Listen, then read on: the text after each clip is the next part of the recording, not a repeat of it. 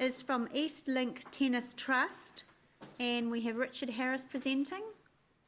Hello, Richard. How are you doing? Good. Welcome. To the microphone? Yes, Great. it'll go on. Richard, the bell will ding at 7 minutes. You've got 10 minutes in total, but if you could wind up at 7, that allows questions from elected members. I'm sure it'll be much quicker, Angela. Great. Okay, so as you said, Richard Harris, East Link Tennis Trust. We support no change in the current policy. I guess we're very supportive of legislation changes in the industry, but without understanding the wider implication on the community, and particularly in our case, tennis. So I represent the sport of tennis and I guess sport in general, which provides a vital position in community health and well-being. Sport has a tremendous positive impact on community. Tennis is very reliant on funding to deliver essential community sport and processes. Future-proofing without a funding model is a fear and a reality all sport is likely to face. However, this transition requires a much longer approach and consultation process. Tennis supports the current policy. Gaming machines are retained. That is, in essence, I sort of have been thrown under the bus a little bit here to turn up today, but that is in essence our place, our position on the current consultation.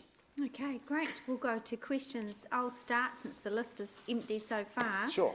Richard, how much funding do you get annually from gaming trusts? I guess it changes from year to year, but in my position with Eastlink has only been 12 months, but in the last 12 months we received 55,000 in terms of capital funding. And to give you a little bit of a history, Eastlink Tennis Trust looks after the assets of tennis. There's also the Waikato Tennis Association, which looks after the operational, and I suggest they would also access funding through grassroots. Right, okay. You know you can sit down, you don't have to stand. No, I'm happy standing. Yeah. That's okay. It's a healthier choice. Councillor Southgate.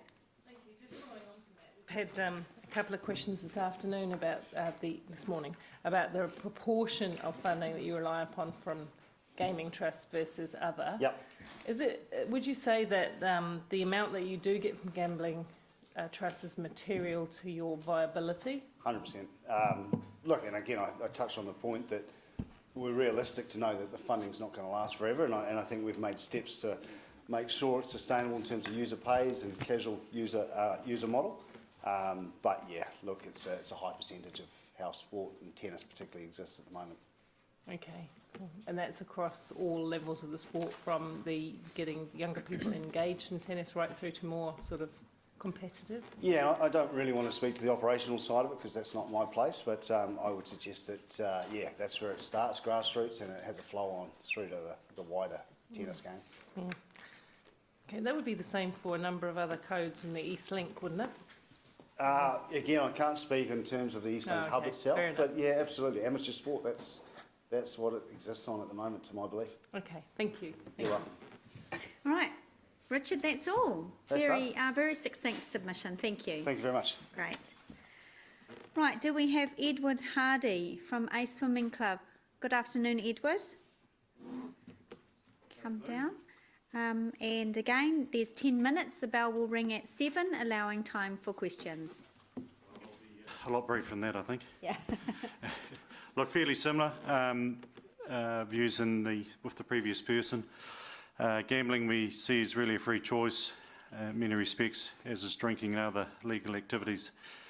Gambling is readily available now via many means, and especially now with the likes of internet, where the proceeds are collected and often overseas and not locally. So our concerns around restricting further the gambling machines will not just drive more proceeds overseas and out of the local area where they can be put to good use. And again, as previously with the previous speaker, as a club we rely heavily on funding from these proceeds through the trust, in our case through the Grassroots Trust. And I guess our concern is if council decide to cut this funding avenue for us, it's have they thought of how that would be compensated, or how they would think that we would be able to obtain funds from elsewhere. We are looking at more sustainable models, but those things do take time, and time is years. That's really, I guess, in summary of where we are, my written submission, our written submission is on record there as well. Yes, great. Thank you very much. Councillor Henry. Thank you so much, Madam Chair. Thank you, Edward, for that. Just a quick question, and that's similar to what Councillor Paula asked before. I mean, what's the percentage, the trust money that you're getting with Look, it's compared fairly to similar actually. It's in the order of about 50,000. Okay. And that So it is significant. It's significant for you, that's what I want to know. In order of our total income, if we're looking at fees and the like, look, it's between a third and half. So we run quite significant. you know, we're a community organisation, sporting organisation, non-profit. Our costs go out in lane hire, which is council, is our biggest cost, along with employing of a coach. So apart from that, the rest of the time is volunteer time. Right. And I mean, have you looked at any other avenues that would possibly give you some of that look, money? we run events, we run swimming events, we do other fundraising activities for sure. Okay. Yeah, and they're across a whole wide range of aspects. And of course, that takes a lot of your volunteer base as well, and takes more time and more effort for you. Look, we have in the order of over 100 people, active people in the club, 120 odd times, and within that the 84 or so parents involvement in that. Part of that component of being the club is that everyone does something with there, so we're a pretty engaged club with there. Thank you so much. Thank you. All right, that's all the questions we have for you today. Thank you very much. Okay, thank you. Right, we're up to Hamilton Gardens Arts Festival, Bronwyn Bent. Hi, Bronwyn. Hello. And you've got with you My name's David McCaskill. David I'm the McCaskill. Co-chair. Of Hi, the David. Trust. Welcome. Right, thank you for having us. The So- bell will the bell will ding at 7 minutes. Wind up then so we can ask questions. Sure. Thank you. Fantastic, thank you. I don't think we'll take 7 minutes. So look, everybody, thank you for your time and listening to us about this. We just really wanted to emphasise the importance of this source of funding for our organisation, and also for obviously a large number of other organisations of this type around the Waikato. You have our written submission, and we can speak to some of the points out of that if you'd like. But one of the things that I'd like to emphasise, and that came out through some other questions, is what proportion of our total funding does Community Trust make up for our organisation? For us, we're actually in a relatively interesting position. It makes up slightly less than 10% of our annual funding. However, that does not actually reflect the importance of that funding to our organisation and delivering a lot of the community and the free events that we actually do. So in the last year, I think we got $50,000 from grassroots, and we've got us up to about $10,000 from a collection of other trusts. But that is critical to us running free events and community-focused events that are actually held within the organisation and happen every year. And the other thing that's really important to take out of that is that our event is entirely held within the Hamilton Gardens, and one of our mandates is to actually drive awareness and promote the Hamilton Gardens for Hamilton as a whole, and also for the community to enjoy those facilities.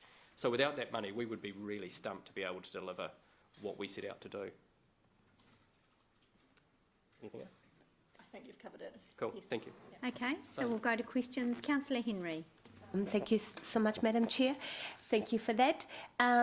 David, I just coming back to what you've written there, was 65% of the events of the festival were free or low cost.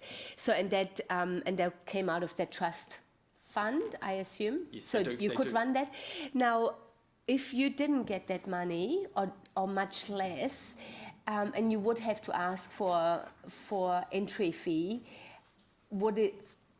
Can you see that there's much less people coming? So you haven't got the base to promote the Hamilton Gardens as you are doing now. Yeah, I think it would fundamentally affect our ability to continue to offer those events, and to also it would fundamentally change what the nature of the event is. We have a collection of ticketed shows which people come and pay to actually see, and they're restricted entry. And then what we do is we also provide free activities as well, or interactive, or just basically stumble across them type events within the gardens as well. Okay, lovely. Thank you. Thank you so much. Councillor Southgate. Thank you. Is the point you're making in your written submission, because you've been turned down for some funding, is that as the demand for funding community groups is on the rise in general, everybody's competing for a limited source of funding, and so you're feeling that these become even more important? Is that what you're saying? No, within the point we're making there was that there are a number of different organisations which actually collect funds and distribute them within the community, and they have different mandates as to where they have to return that money to. Okay. The change in some of the organisations in terms of some of them moving away out of the Waikato has affected us. Okay. So we can already see that when these organisations are not able to operate within the Waikato, we get less funding, and that then flows through to us having to rejig under urgency or under extreme pressure. Funding's a little bit more of a scarce commodity in that environment, is that what you're saying? Yeah, exactly. That is exactly what we're saying. Thank you. Thank you, Mayor Andrew. Thank you.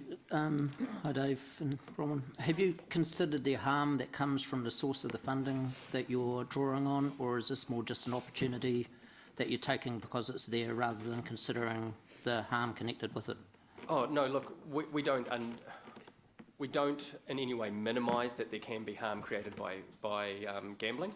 And we did at length debate that as a trust before we made submissions to that, and there were a number of trustees that were not happy with taking money from certain gambling sources because of that, because of their own views. On balance, we felt that it was better to have gambling operated in a locally controlled area. So it goes back to the issue about whether or not it could be done via online means, unregulated, uncontrolled, so that the funding also came back. So it was on that point, a better way for us to be able to, as a community, control who, how, where we're gambling, as opposed to other uncontrolled means. Is your group aware that Class 4 gambling has a very high percentage of addiction and people spending and drawn in compared with, say, lotto or horse racing? Yes, but I don't think lotto is a comparable form of gambling to what else is out there at the moment in terms of internet-based gambling. And in terms of horse racing, that's equally as, I believe, is equally as open to causing addiction problems. Thank you. Thank you. Councillor Mallett. Just after the Andrew's points, is it your contention, and you won't be experts in this, I assume, but that there is satisfactory, and satisfactory is a subjective term, mitigation or harm reduction, minimisation policies in place through the policy for process and the way that the DIA, etc., and the funding trusts run their operations, that to the extent it can be, the harm is reduced? I don't believe I'm in a position to be able to comment on that. I am not aware of the entire regulations. My personal view is that I would expect that there is, and if it's not, that I think is a different issue to whether or not you should move to remove that source of gaming. No, that's fair enough if you don't. Yep, that's cool. Thank you. All right, that's all the questions for you both today. Thank you very much. Yes, thank you very much. Thank you. Right, we're moving on to Martin Bradley and Tim Wood from Grassroots Trust Limited. Good afternoon. Good afternoon. You have 10 minutes. The bell will toll at 7, and if you can wind up then for questions, that would be great. And you've got a presentation that Amy's going to get up for us as well, but we do have a little screen here we can view on it if we are looking that way. Thank you. Thank you very much. Martin Bradley's my name. I'm the chairman of Grassroots Trust. I have with me Tim Wood, who is the managing director of our management company. Tim's the person that works at the coalface, and will be able to answer all your questions about harm minimisation. So Tim's going to take you through our presentation. All right, thank you, councillors. As Martin said, my name's Tim Wood. I'm the Managing Director for Grassroots. It is challenging to jam all this into 7 minutes, but I'll do the best I can. Just a little bit of history on Grassroots. We've been around since 2003 in Hamilton.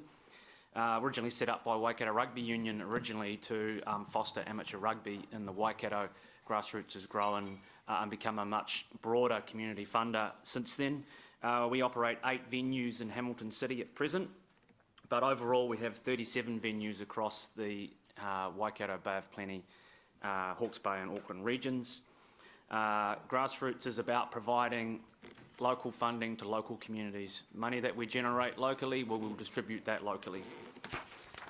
In 2017, Grassroots Trust distributed over $12 million into those communities where we operate. 4.5 million of that came directly back into Hamilton City, and that 4.5 million represents just under 50% of the total community funding that comes from gaming in Hamilton City. In terms of the current venue policy, we support positive legislation changes and we support all proven efforts to further minimise harm that is caused from gambling. We do not support the proposed policy as we believe it is too restrictive. We support the current policy to be retained as it enables venues to relocate from outside the gambling permitted area to within the permitted area, which is option B.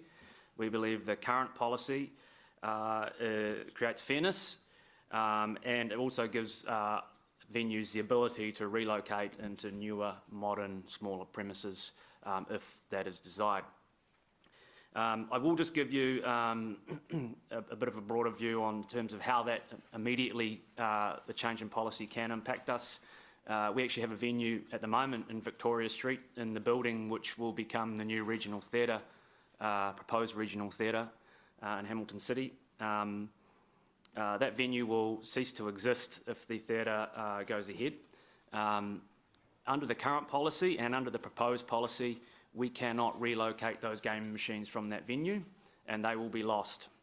That will have a direct impact on the community of about $500,000 a year that will not be available for distribution anymore. So the current policy, although we would like to retain it, is also restrictive. We cannot relocate venues in the zone to within the zone. We can only relocate venues out of the zone into the zone. So there will be an immediate impact if that theatre project goes ahead in terms of community funding that is available in Hamilton City for distribution. The impact on the community, as you've heard from a lot of the submitters today, it's critical in terms of their operation and their running costs and their infrastructure, putting on events. Some organisations just would not survive without it, or if they did survive, they couldn't continue to deliver the services that they deliver. In turn, those organisations that we support provide strong communities throughout New Zealand and also the ongoing economic impact from the funding that we deliver. We may deliver, an example of that is $50,000 to an organisation to go and buy some new rowing boats. We grant them that $50,000. Those rowing boats are then made by a company that is based here who employ people and buy their materials locally. So the ongoing impact, economic impact from those funds is much greater than just the $50,000 that we grant. Without identified funding streams, many of these services, as I've identified, will not be available anymore. And gaming, Class 4 gaming societies are really the only operators that provide funding at a grassroots level. And those grants can range from anything from $500 to $500,000.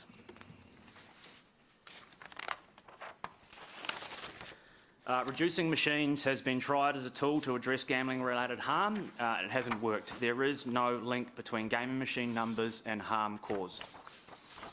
Reducing venues and machine numbers merely reduces community funding, and it will accelerate the migration to online gambling, which is in an uncontrolled environment where all ages can, if they can access a credit card, can use it. And that has the consequences of that are much greater from a harm perspective.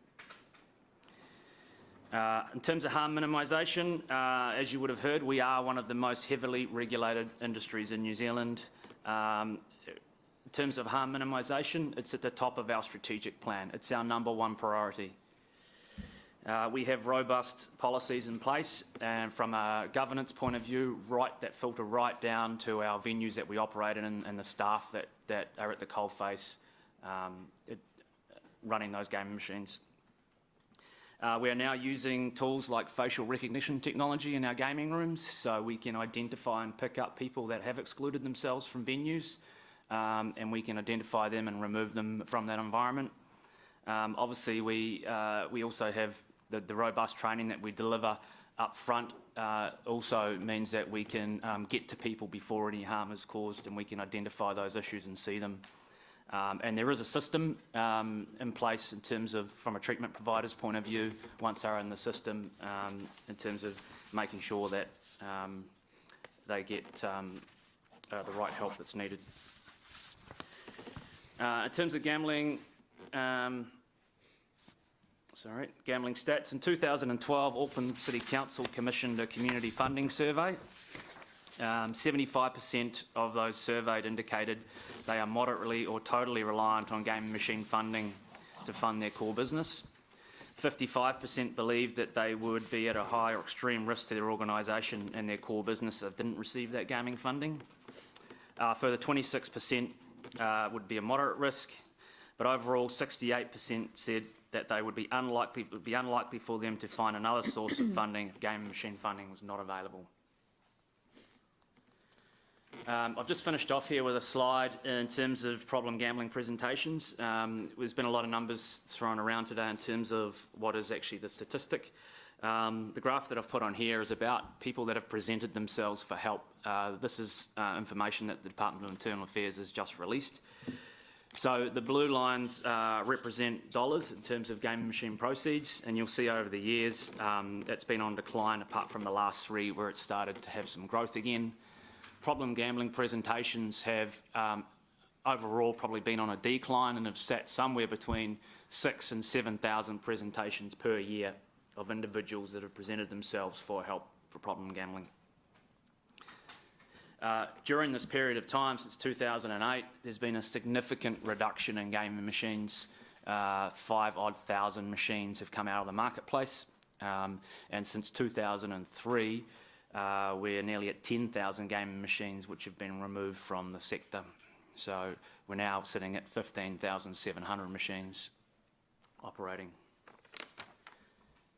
And that's my presentation, so I'm happy to answer any questions. Okay, that's great, thank you. We'll go to Councillor Mallett. Thanks, Tim and Martin. Hey, I'm still banging on again about the harm minimisation.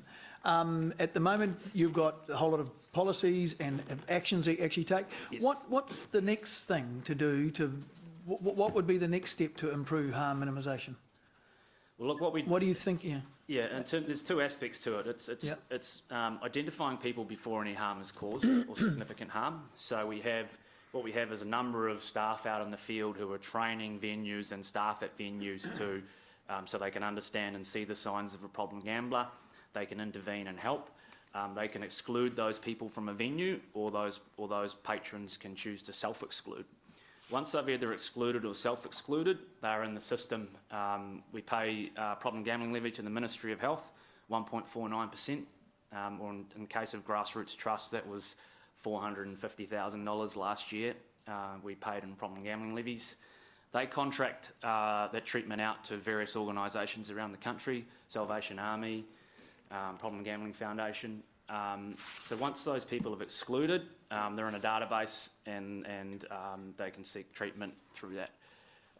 Once they're in that database of excluded people, if they try and re-enter one of those venues, our staff carry photos of those individuals at a venue.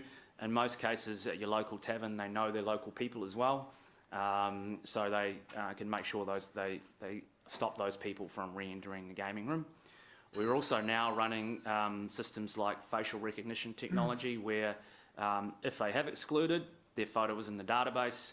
The technology now, which is similar to the run at the airports, will do a facial scan before people enter the gaming room, and we now pick them up through that technology as well and stop them from entering. And that has proven to be extremely successful. We are actually stopping people from re-entering with that technology. Thank you very much. Yep. Thank you. Councillor Henry. Thank you so much, Madam Chair. Thank you so much, Tim.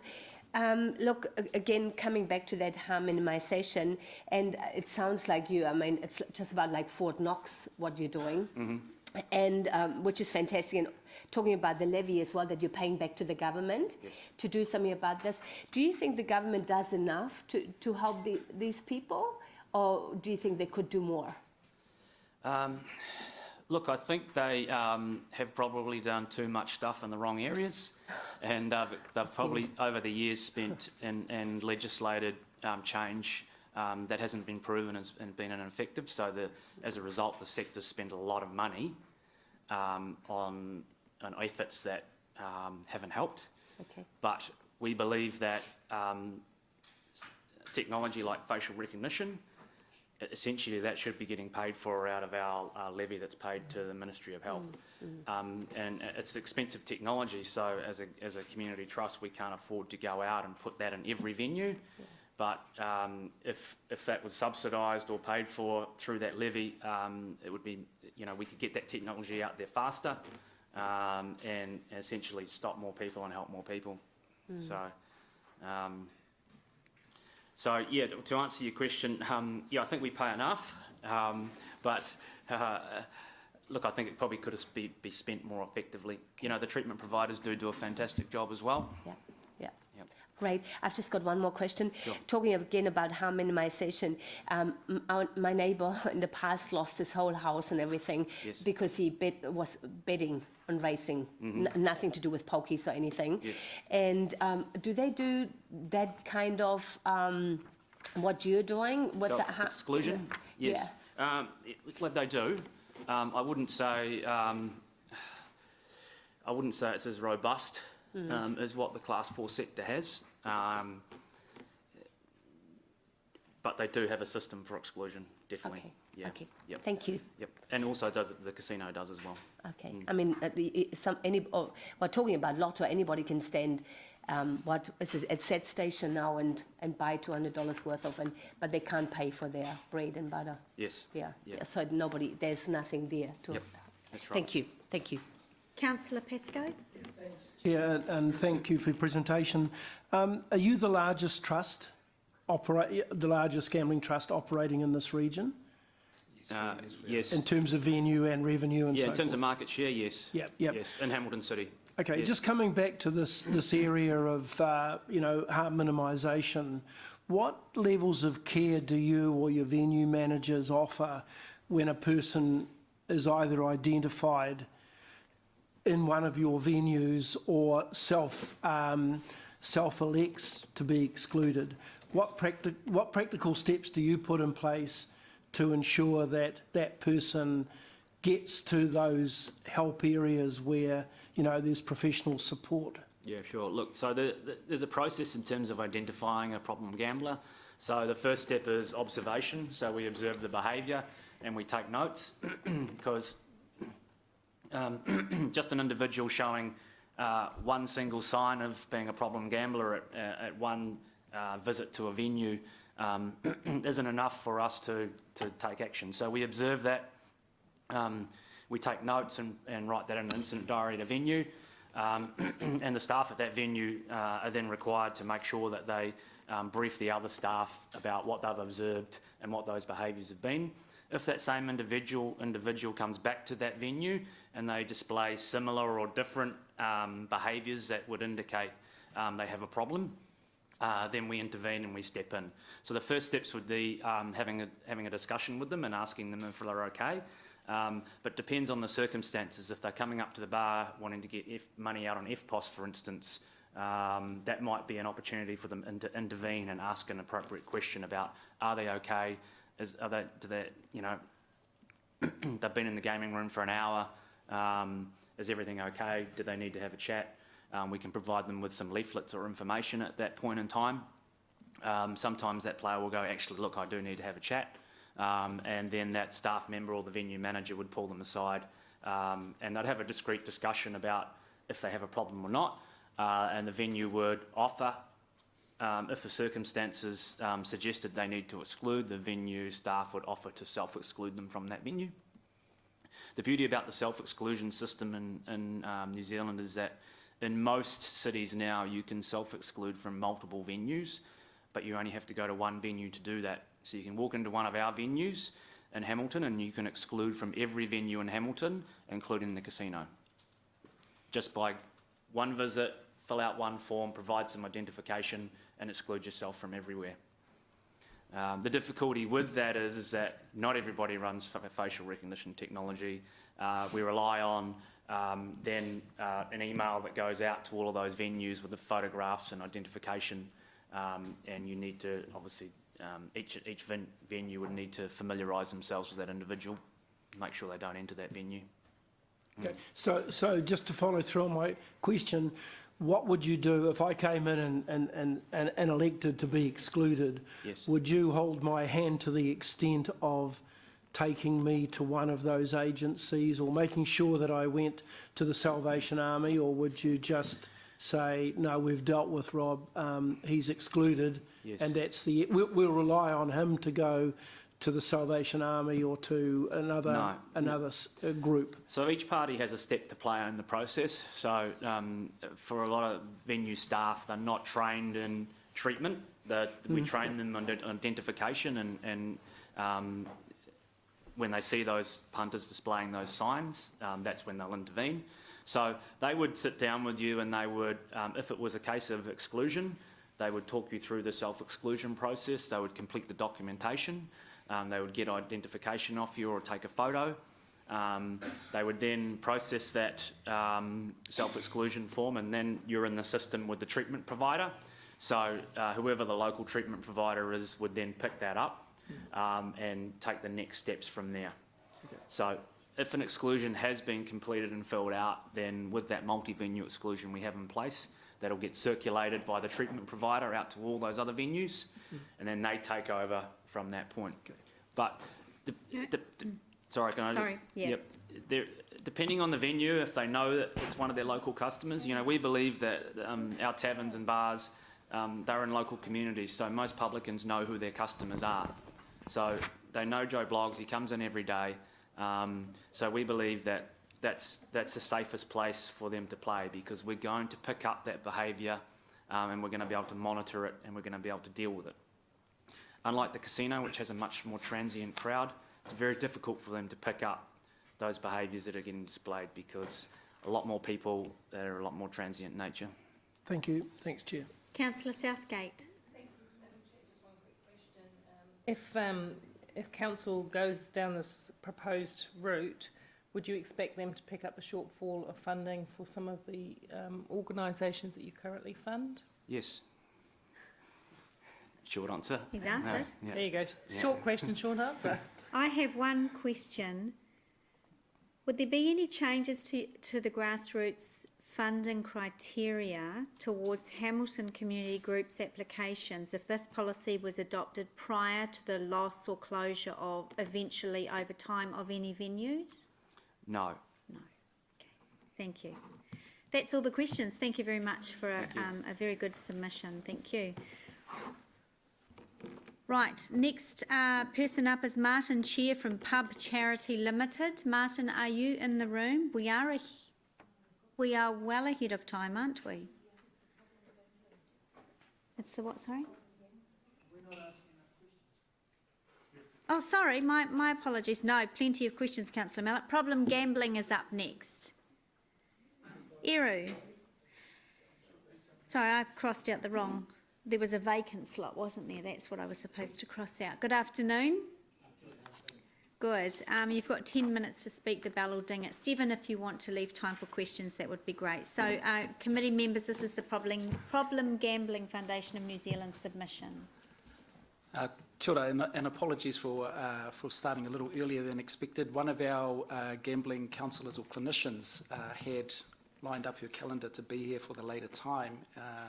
So apologies. If you do have any questions along those lines, I'll do my best. Okay, we are well ahead of time. Are you happy? Because we can wait. You can come back at 2:25 because that's when you're booked in. No, that's okay, because I'm sure all of you have had a long day, so we'll get through it. All right, we appreciate and we'll do our that. best. Thank you.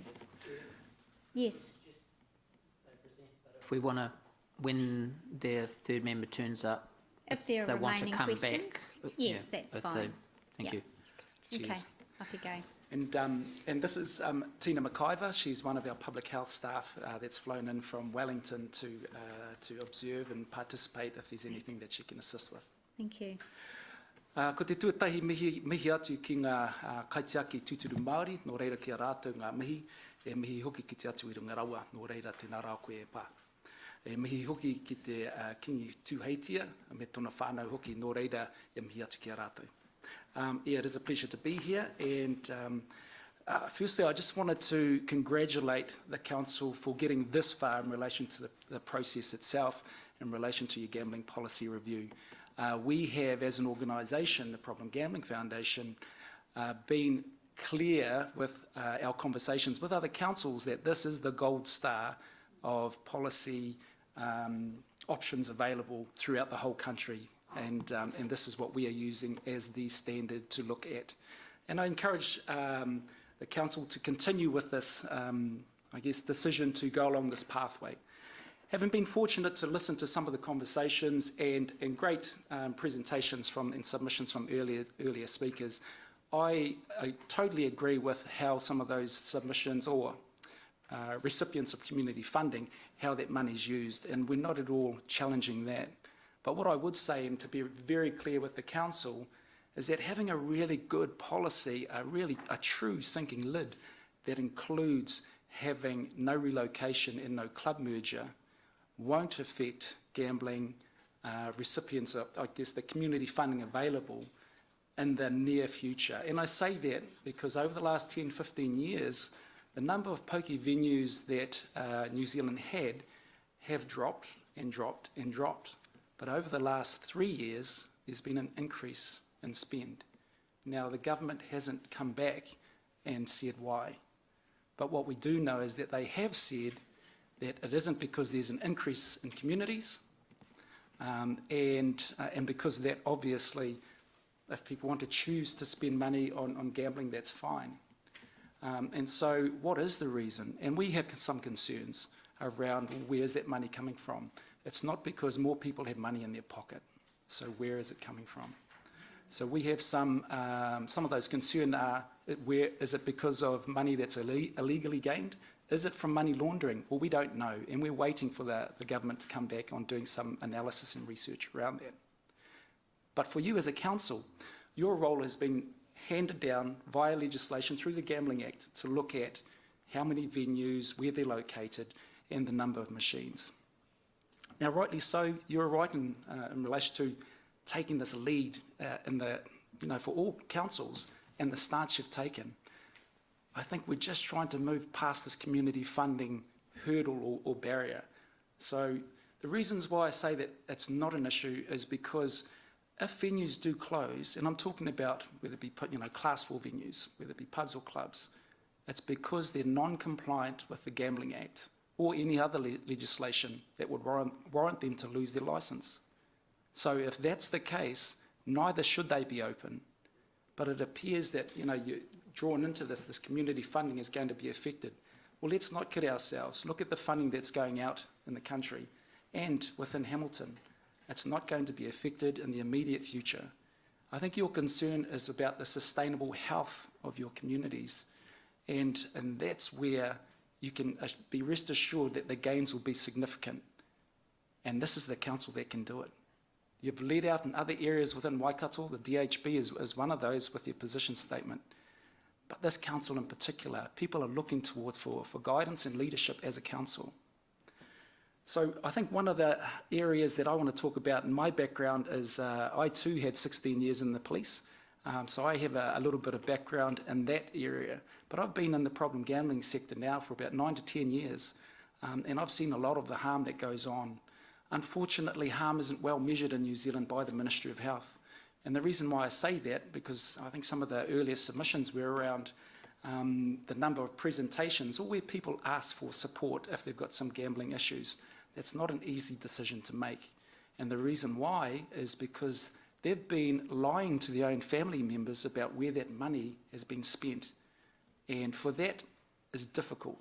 So there's some research that's included in our submission, and I acknowledge that it is fairly lengthy, But please, have a good look through that around what the gambling harm looks like, and also there's research in relation to the burdens for individuals to go and seek support.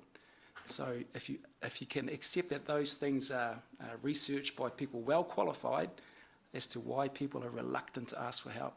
I'll give you an example from a policing perspective. I've dealt with lots of family violence incidents whilst in the police, more than I'd care to remember. And I know that here in Hamilton, they're currently piloting the integrated safety response model for family violence. So it's probably 2.5, nearing 3 years now. So it's been extended for another couple of years. And we had asked the police prior to this pilot being developed and rolled out here in Hamilton and Christchurch if they could include a question to do with gambling harm, and they failed to do that.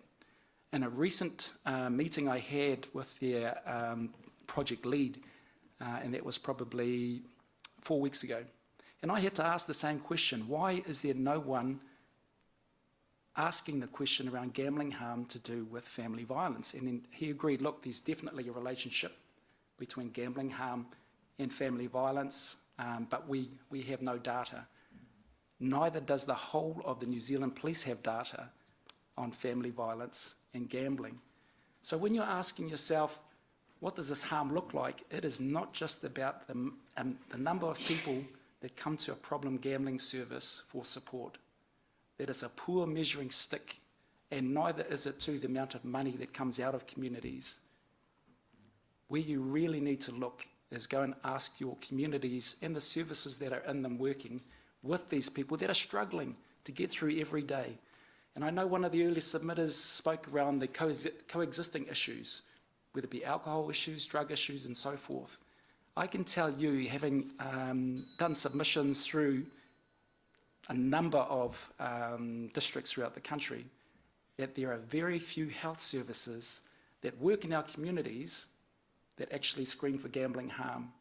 Why is that? And therein itself is the gap in the systems that exist in our own country to measure what harm looks like.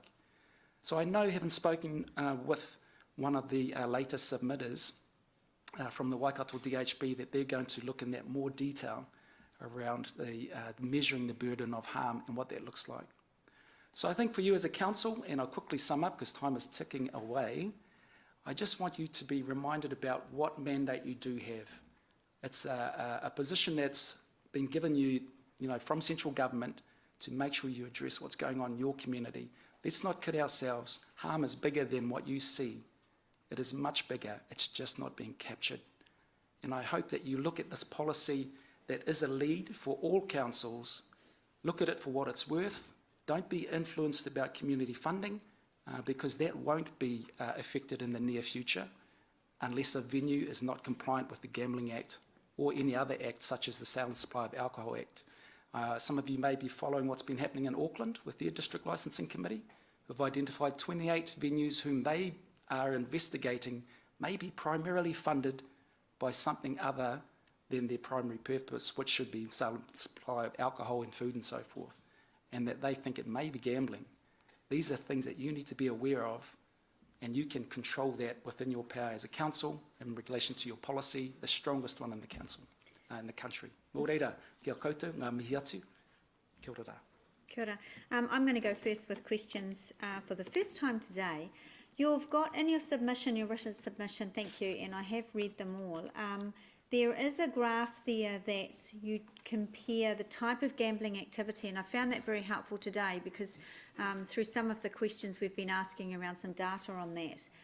I just want to clarify with you, there's a graph that has recreational gamblers and then beside it people with risk of gambling problems. Are you saying Lotto is the most in here, or has the biggest percentages? Am I to read this graph as meaning that 75% of people at risk of gambling also, that's the percentage that they participate in Lotto purchases? Is that how I read that graph? Could you let me know what page that's on? It's on your page, it's on page 9. It's your page 9. And it's our page Thank you. 11 on our, yeah. I'm just not quite sure how I interpret that graph. Okay. You've got it? I'll give you my interpretation, that obviously the ones participating is not so much the ones that are affected by gambling harm. And as we know, there's a lot of lotto and lotto products throughout New Zealand, even more so more recently with online, with the scratchies going online. So I think the difference, and I think what you're asking is that is not the ones that perhaps are presented with gambling harm issues, of problem gambling issues that would present for problem gambling support. So are these figures then, no. Actually, what I'll do, I think it'll be easier if I'll take it offline and I'll get staff to have a look at it and they can come back to you. Otherwise, Okay. we'll be here for probably a long time.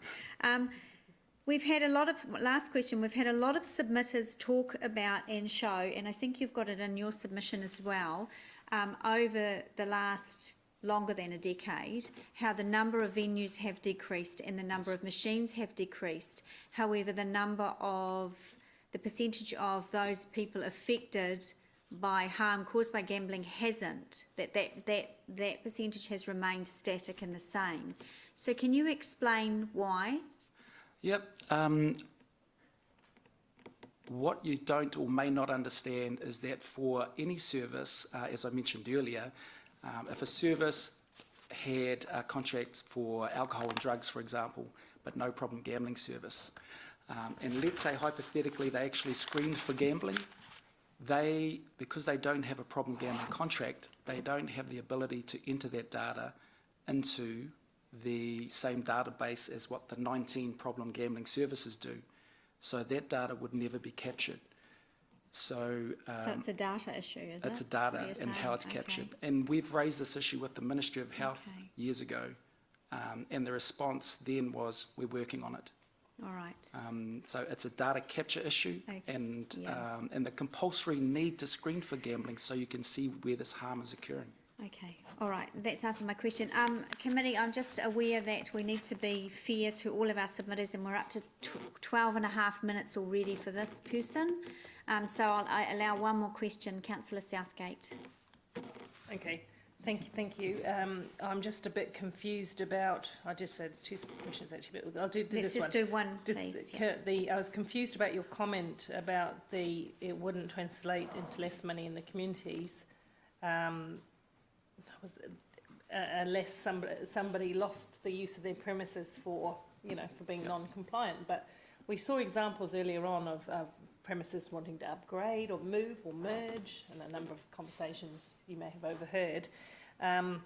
What's your comment on that? Because if a tavern, like the Tarapa Tavern, wants to do something, move slightly down the block and upgrade and so on, it can't take those machines.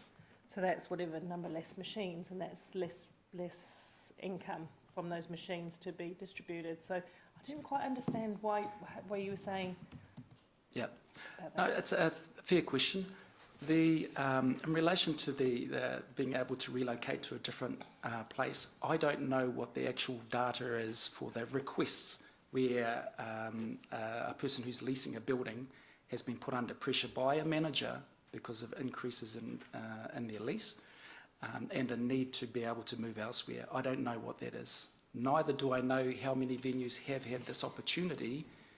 That's perhaps one of the concerns that you're asking about, to be able to relocate and for whatever reason.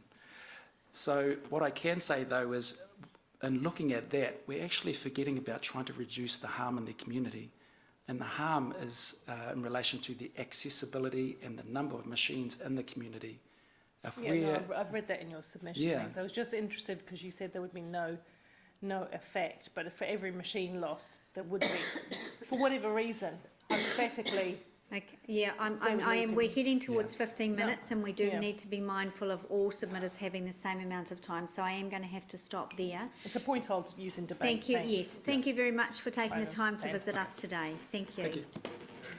Right, our next submitter up is Pub Charity Limited, and that's Martin Chair. Martin, are you in the room? Now, I know we're early, but we still do have to allow the same amount of speaking time to be fair to each person. So we may, is anyone else in the room? Balloons Trust are not in the room. DHB, would you like to come up to the table? I know we're early. Thank you. Okay, we'll do that. So this is Population Health Committee members, DHB.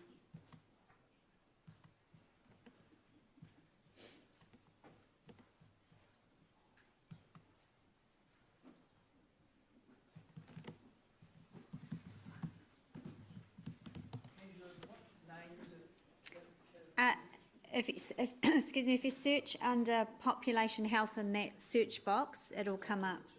Dr. Richard Wall, yeah.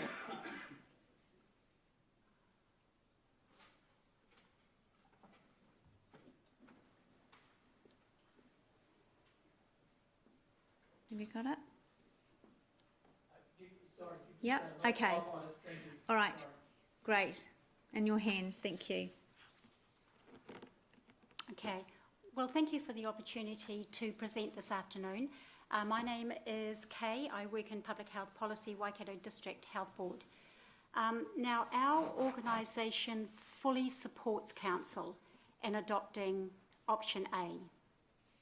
So our organisation, we continue to advocate for a true sinking lid policy, a policy that does not permit either Class 4 venues to relocate or to merge.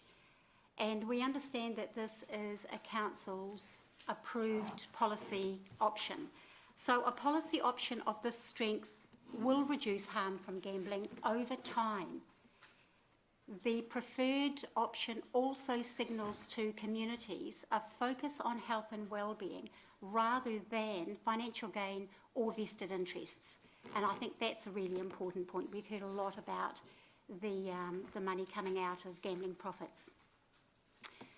Option A will also set a precedent for New Zealand, and it will give other councils courage and vision to adopt a similar policy.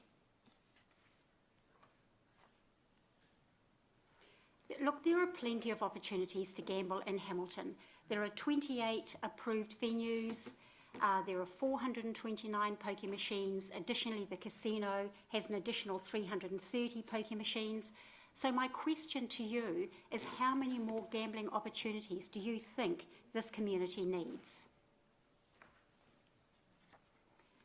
If we look across at gambling spend, in a 20-month period from January 2016 to August 2017, $30 million was spent on non-casino pokies.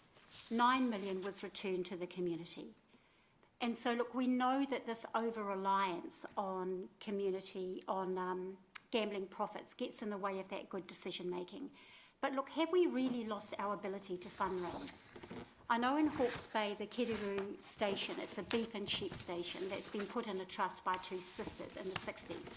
And that sheep station operates opportunities to train young people, to educate young people, and they deliver about $400,000 profit back into that Hawke's Bay community each year. So have we lost our ability to fundraise? From a public health perspective, the adverse impacts far outweigh the benefits. So let's have a quick look at gambling harm. So gambling harm is the negative impacts associated with participation in gambling. And we know that with hearings of this nature, that the focus tends to be on that small percentage of identified problem gamblers. And therefore it's easy to assume, that harm is just centred in that area. From a public health perspective, we're much more interested in looking at that continuum of harm. So gambling harm manifests itself in decreased health, emotional or psychological distress, financial harm, reduced performance at work or at education, relationship disruption, conflict, breakdown, criminal activity. So what we're finding with these new contributions to the academic literature is showing there's a study that was released in May last year, 2017, and it measured the burden of gambling harm in New Zealand. And what it showed was that low-risk gambling contributes to a bigger portion of total harms than either moderate or problem gambling. So we can see from that slide that 48% of low-risk gambling is the biggest contributor to our community harms. So it's the low-risk gamblers have less individual harm, but collectively they contribute more to the total harms in the community. And that is the sector that a policy of your preferred policy will address. So really just to quickly summarise, look, we really congratulate Council for taking such a courageous and visionary stance to their policy approach. And we fully support option A, for Council to adopt option A. I just want to finish with a very quick 1 minute clip from a video, documentary, an Australian documentary called Kitching, and then we'll take questions. Thank you.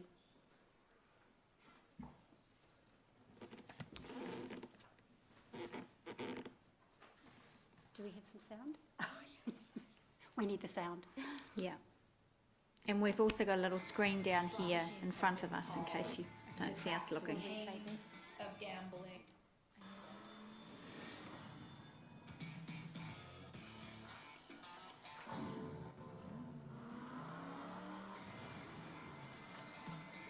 Slot machines have been called the crack cocaine of gambling, electronic morphine. The pokie machine is the evil genius.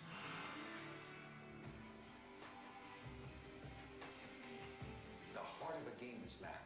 That's our product. I have such pity for the people that play them because I know what an awful bet they are because I designed hundreds of these games. These incredibly complex machines where you don't really know if you're winning. There needs to be something that pulls them to the machine. And that's what the graphics are.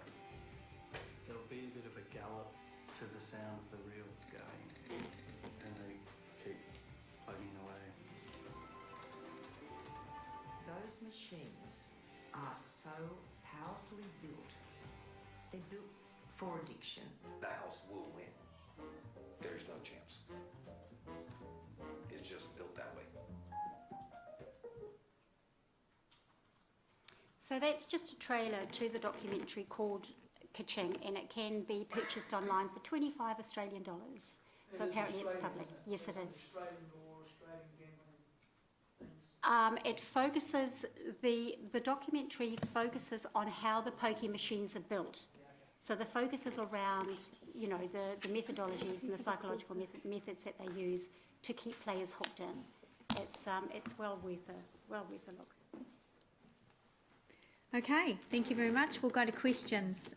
Councillor Mallett. Thank you. Very late in your presentation, you put out a graph which said, and this seemed, look, I must have misunderstood it. You said low risk harm creates the most harm. Low risk gambling. Apologies. Okay, so sorry, beg your pardon. Maybe so what does low risk mean? Right. So the low risk gamblers are gamblers who are participating in gambling and are at risk of having that gambling elevated to either moderate or problem gambling. So if everyone stayed low risk, be all right. So are you saying that invariably if you're low risk you will become, well not invariably, but frequently low risk becomes medium risk becomes high risk? Yes, there is a pathway to that. And also there's a substantial amount of harm caused in that low risk participation. So it means that they're gambling frequently. So what is the risk you're concerned about if they're low risk? I mean, it's just an oxymoron, so I'm struggling to understand what it means. What we're saying here with this figure of 48% is that those people collectively present a greater proportion of total harms of these than individual or the smaller number of problem gamblers. So at a population level, where we're coming from with this analysis, there is a greater capacity, greater number of harm in society from those low-risk gambling when you count them all up, compared against what's been focused on previously, the problem gamblers. Just want to identify, get some definitions in. So as a low-risk gambler, someone who spends $5 a week on lotto. No. This is Because that's not a risk, that's nothing. No. So these would be gamblers who are frequently participating in gambling activity, class 4 gambling. Why are they called low risk then? Because they have the risk of, or there's the risk to elevate into either. They may exhibit just one of these. But you're saying I could be a potential murderer, but until I murder someone, I'm not a potential murderer. No, look, not at all. Because I think we have the identified problem gamblers, which is 0.7% of our population, approximately the identified. So can I just stop you there? Yeah. So I think this group here is really we're concerned about lots of things, but one of the key issues is minimising harm. Yeah. And the strategies that we've been heard from the people who are doing it out in the field is we get people who self-identify and we take photos of them and they're spending all the grocery money on gambling and that sort of stuff. Which slice of that cake would they be in? They're talking about the extreme cases, which is the 18%. But in terms so those are the people who lose their houses through gambling, they lose their relationships through gambling. But you go back to the other people, they're the people who buy a lotto ticket, quick, what's 8 o'clock on Saturday night, yay, we won it, no, we lost. No, we're not talking about them in that. They don't even come into this classification. No. We're talking about the low-risk gambling. They're exhibiting maybe one of those behaviours, and collectively, in society, adding them all up, they represent the greater harm to society and themselves than those people who are problem gamblers. So we're taking a population wider view of society rather than just the individual 18%. So you're saying 100 stubbed toes equals someone loses a leg? Is that what you're saying? Because I just cannot understand your logic. I don't think you can make that kind of analogy. Look, I've got some classifications here. Okay, look, I'm sorry, I'm using up a lot of time, so I know that's maybe okay, you look, but I do have some classifications here about what. So a low-risk gambler is someone who experiences some gambling-related harms and at greater risk to move into moderate risk and problem-getting categories. But does that ignore the fact that and look, I'm just trying to figure out what this means. If there was a mitigation strategy in there, and that might be the photo that, hey, you're coming in 3 times a week or 7 times a week in gambling, that prevents you going from low risk to medium risk to high risk. So are you ignoring mitigation strategies that some bars do and some bars don't, and some methods of gambling do and some methods of gambling don't? Look, no, because one, we're not aware of what host responsibility practices the industry puts in place to prevent problem gambling. But I think our point here is that the focus is often on those identified problem gamblers. Yeah. And what the new research is now showing is that it's that total participation in gambling that is causing the harm, and that is of concern. And from a population health view, which is what public health is, that's where we're centred. We don't want to just focus on one small area where gambling might be problematic. We're much more interested to look at how policy impacts. We're going over time. We've got other questions. I just wonder, I think Councillor Mallett's pointed out something that's really interesting to us. If you've got a classification, yes, we have, and I can leave this document with you. Definitions, that would be really helpful, so that we can understand the terminology of low risk, etc. So if you can leave that, I'm going to carry on with questions. So, Councillor Henry. Thank you so much, Madam Chair. Thank you for your presentation. Look, you made a little bit of a throwaway comment before about fundraising, and I just want to say, do you think the world has changed in the last 10, 20 years? The fundraising was left mainly to mothers in the past when they had time. They were at home with the children. They had time to actually think and be creative about these things. Today, the world has changed. People are much more busy, their life is much more hectic. Do you still think they have got the same chance of fundraising as they had 10, 20 years ago? Look, I think fundraising expands much beyond baking cakes and pavlovas. And I think with easy sources of funding, we lose the ability to be creative in how we do fundraise. Now, whether that involves private partnerships, private-public partnerships, and other types of innovative ways to raise money. yeah, I just think we've kind of lost that ability to do that, or to even consider it as a funding option. Yeah, I mean, I agree in part with you, but in other parts, I just feel that. Yes, questions, sorry, questions. Yeah. Do you think that? Do you think some of the groups will have more chances in getting into partnerships, like rugby gets into partnerships all the time, while female, anything that's to do with women, we heard that already before, has got a much less likelihood to go into partnerships? Look, just quickly to sort of answer that, look, our public health view is that the focus should be on harm, not on financial or vested interests. And, and we know that it's something that gets raised all the time. We've got an over-reliance on gambling profits, and from a public health viewpoint, we would like to take that back to, well, what is this actually doing to our community? Okay. Thank you. Thank you, Councillor Southgate, and then Councillor Pascoe. And we are 4.5 minutes. We are well over time. Thank you, Madam Chair. I'm just going to do two quick ones out of the, similar to that I asked the gentleman from Hauraki from the primary healthcare group there this morning. So you don't, am I right in thinking that you don't want to see reduced community outcomes, and you're thinking that this funding could be replaced in some other form? You just gave us one example of a farm, but you're saying that you don't want to see any reduction in community spend, but you would like to see us investigate other ways of picking up that deficit. We would just like harm to be considered as the primary objective. Okay, so in terms of harm, these things often overlap with other forms of harm: addictive behaviour, drinking, drugs, depression, and other things that are not very nice.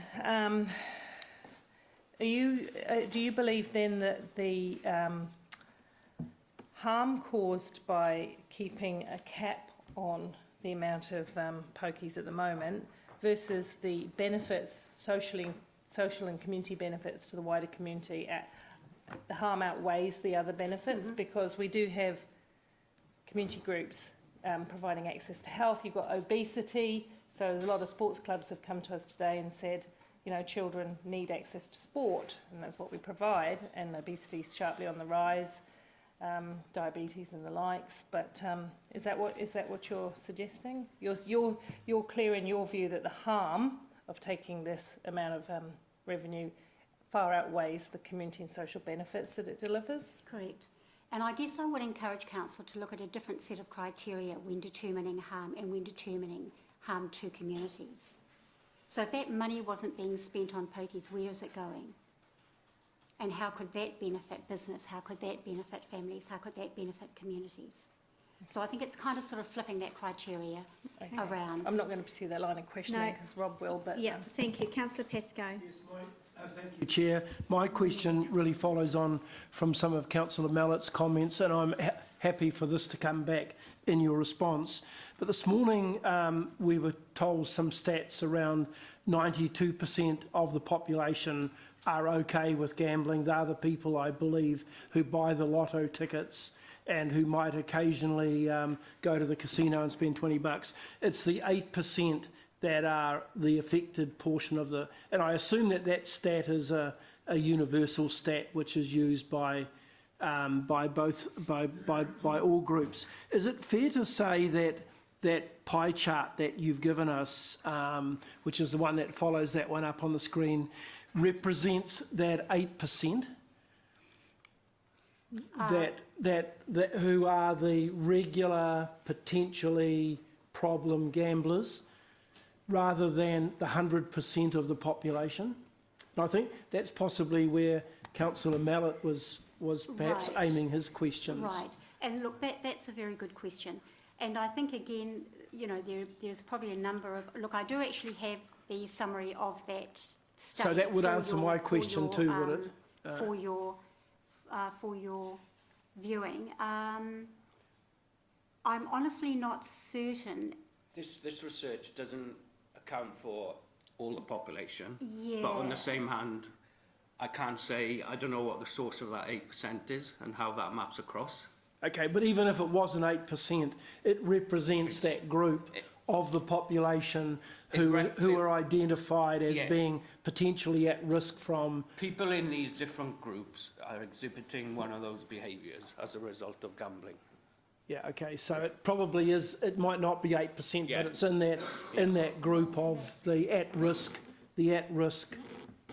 part of the population. Look, sorry, I am going to have to stop because we are at risk of giving you double the amount of time of other submitters, and that's unfair to them.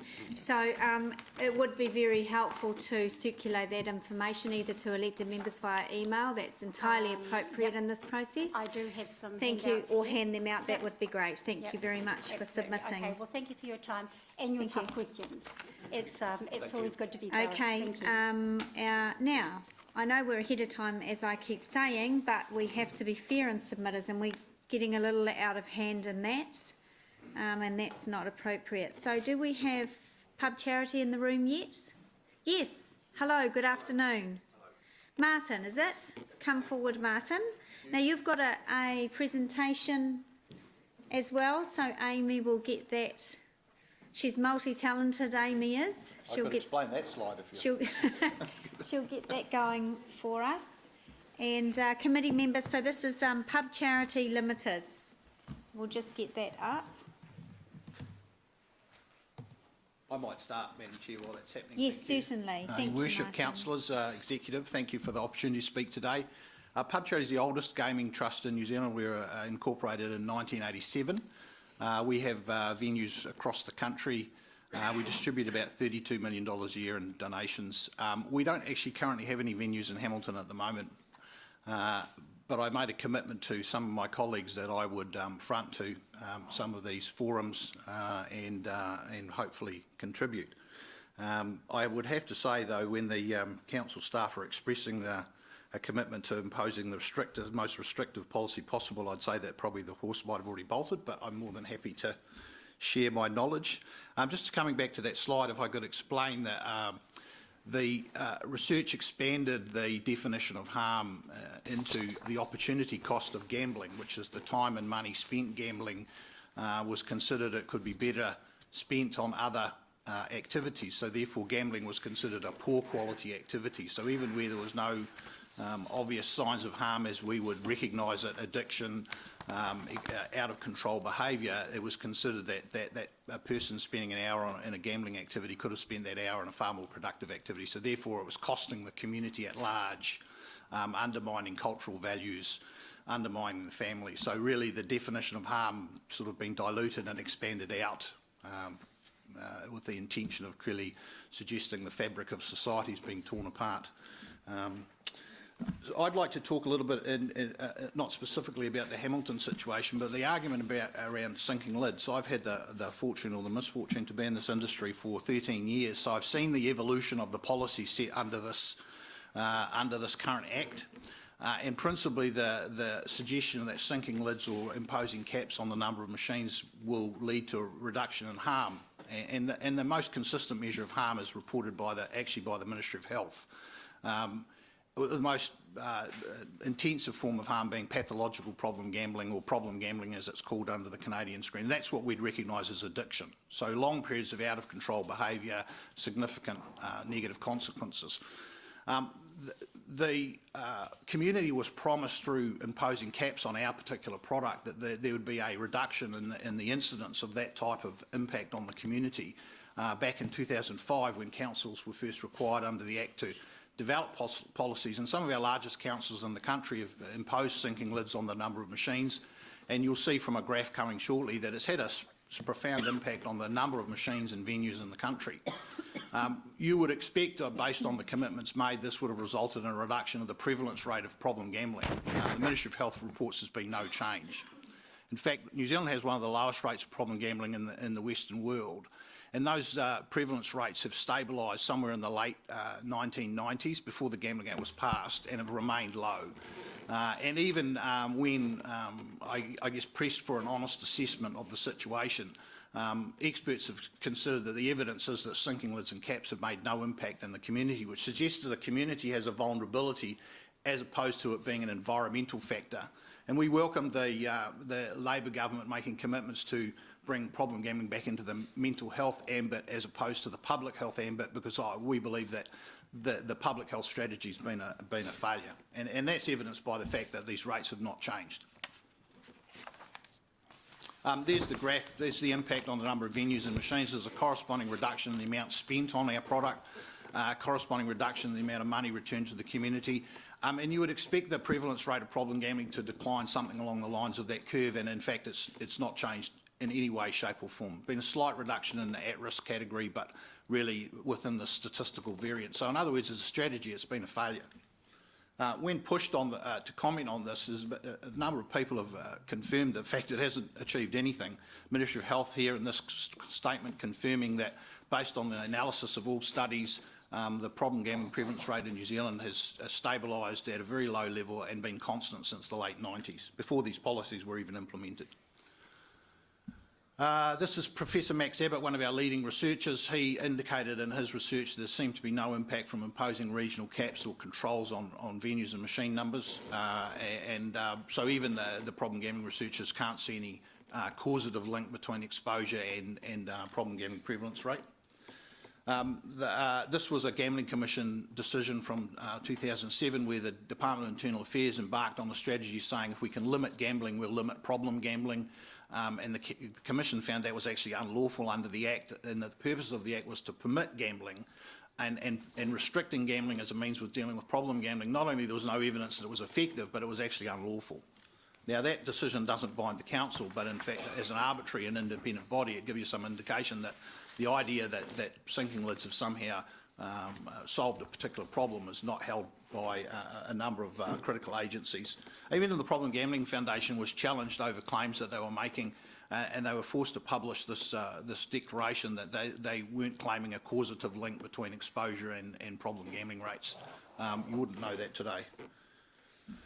New Zealand uses, coming back to that graph, and this may help with this, New Zealand uses a Canadian Problem Gambling Screen Index, has done for the better part of a decade now, and it classifies people based on answers to a number of questions that are embedded in health surveys. And basically, by definition, the results show that a non-gambler is a person that hasn't gambled in 12 months. A non-problem gambler is a person not experiencing any adverse consequences. Now, the low-risk gambler is someone who's likely will not have experienced adverse consequences. So a minority will, but the vast majority haven't. The moderate risk gambler may or may not be, so maybe episodes of lacking in control. It's the problem gambler that we are warned about and about the consequences of their behaviour, the addict, if you like. But they're actually in an extreme minority. The last survey, and this has been reinforced by one that's about to be published, found that the population prevalence rate amongst the adult population was 0.3 of 1%. And which is 1 in 333 people would be classified as a problem gambler. And at the moment, that population is contributed to by about half and half, about just under half of the people that would score at that rate would indicated that the gaming machines were their problem, and the other half of the population indicated everything else. So as far as the strategy is concerned, I think the community needs to look at all forms of gambling, if you actually, rather than just isolating one, because it just seems like pushing a balloon. It tends to just migrate to another sector, and that's pretty much all that's happened. We've seen no change. So anybody that was having problems with our product, if that opportunity's been taken away, they're just having problems with another product. So the problem gambling prevalence rate linked to our products 0.14%, or 1 in 724 people in the adult population. Now, recently this gentleman featured in a Stuff article. He was the one in 724 people that said he had a problem with community-based gaming machines. The thing about it is, reading the article, he also had a number of other serious mental health problems, and the Ministry of Health reports that as far as New Zealand is concerned, 90% of the people diagnosed as a problem gambler have at least one other mental health issue. The Americans went further and broke that down. And if I'm going to read that from here without my glasses. So 3/4 of the people who are pathological gamblers, which is our problem gamblers, had an alcohol use disorder. 38% had a drug use disorder, 60% had a nicotine dependence, 50% had a mood disorder, and 41% had an anxiety disorder, and 60.8% had a personality disorder. So isolating basically one activity by people suffering these problems, I think, is quite honestly a misguided strategy, and possibly why we haven't made a lot of progress. We keep blaming the machine. Just in summary, we just invite the council to consider this is not the be-all and end-all as far as a response. I don't even think it's the beginning, to be honest, and I think possibly under the Labor government we're going to see a change in strategy that might see some better outcomes. Risking the potential for problem gambling, the potential sits within the population. When you're talking about 1 in 724 people affected by our product, or 1 in 333 in general, this is isolated to a segment of the community, and we should be trying to identify those people and put support around them as individuals rather than actually trying to control the environment where the other 332 people wander around without experiencing adverse consequences. So basically, all you're doing by suppressing this form of gambling is people move to other forms of gambling. And I have to say, it never ceases to amaze me that towns with casinos suppress one form of gambling while a commercial operator down the road offers exactly the same product. In fact, it's a product with far less controls and regulations on it that returns virtually no money to the community. And so we don't get the community dividends that result.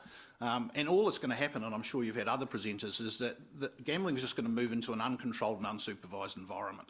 At least with our product, that's a maximum of 18 machines. It's in one room. The staff are trained and obliged to intervene where they see problems. If you take away that opportunity, you're going from a controlled and supervised environment. There's only one other place, an uncontrolled and unsupervised environment, and that's not going to be helpful. So pub charity would just encourage the council to look at option B. I appreciate that, like I said, I feel the horse is bolted, but I thought I would come and have a chat anyway. So okay, thank you. Thank you. We've got a couple of moments for questions. Martin, you've got here under that one, New Zealand uses Canadian Problem Gambling Screen Index. That's right. That's quite helpful because that confused us at the last presenter. Is that what Population Health uses to identify? Yes. That's a global standard, but it's used here by the Ministry of Health. So that's very helpful, thank you. So just one question each if we can. Councillor Henry. Thank you so much, Martin, for that. It was very enlightening. Look, like I've already heard from a lot of the presenters, it's a very highly regulated area that we're talking about. And you talked about, so you see, well, what I can just see is because it's highly regulated and there's already steps in place like face recognition, people are, the people that work in this industry are aware of what the problem gambler looks like and all this kind of stuff, and you're working with DIA and so on. And so actually the best way, I don't know, but that's what I hear from you, and you can check, correct me on that one, is that we actually need to look at the person and then get some organisations around them and their family to fix the problem there instead of getting rid of a machine. Councillor Henry, sorry, what's your question? Yeah, is that right? Is that right? Instead of removing the machine and thinking the problem will go away. Well, I think when you've got a risk, I mean, let's say it's a risk product. It's recognised, it's limited to adults, it's in a controlled and supervised licensed premises is the only place. So it's recognised that there is an element of risk to it in the same way that a car has an element of risk, right? But when you expose 333 people to the same stimulus and one goes off the cliff, then we probably need to be looking, why did the one go off the cliff, not the 332? So prohibition has never really worked, and if it only works if it's the worst option available to people. And the unintended consequences of prohibition are you get unintended consequences. I mean, the restriction on psychoactive substances was a classic example. So we went from images of people, kids lining up with no hope, to kids dying. So the unintended consequence of pushing it into an unregulated environment was the social outcomes were actually worse.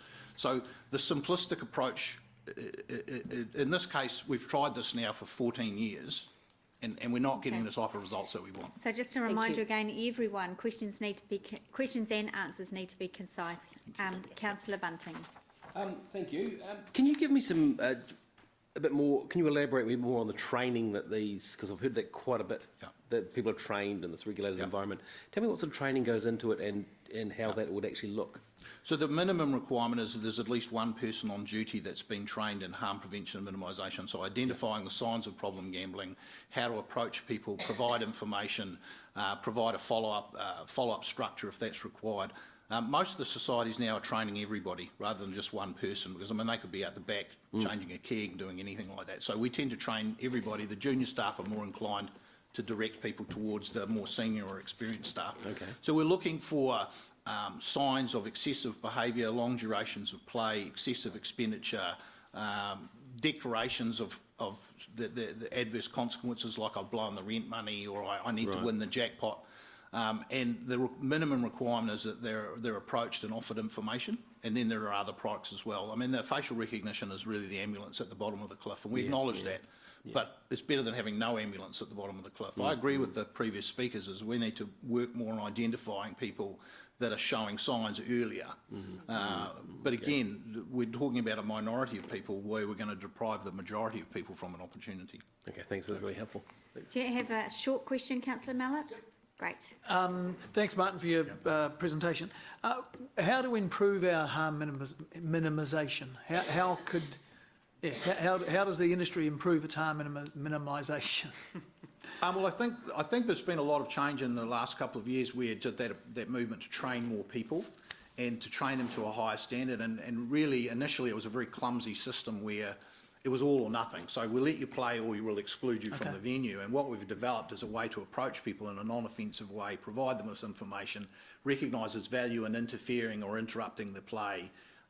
So I think that there's more that we can do on a human level. On a technology level, the next wave of technology is algorithm-based pre-commitment technology, which is in its infancy, but it provides a layer of consumer protection for people where the big problem is biometric identification as they move around, but it's a phone-based application where you can load up pre-commitments and the machine will feed back to your phone that you're at that limit. Okay. And I would say we're going to see that in the next 12 months. Wouldn't a simple one just be the machine locks you out at a certain period?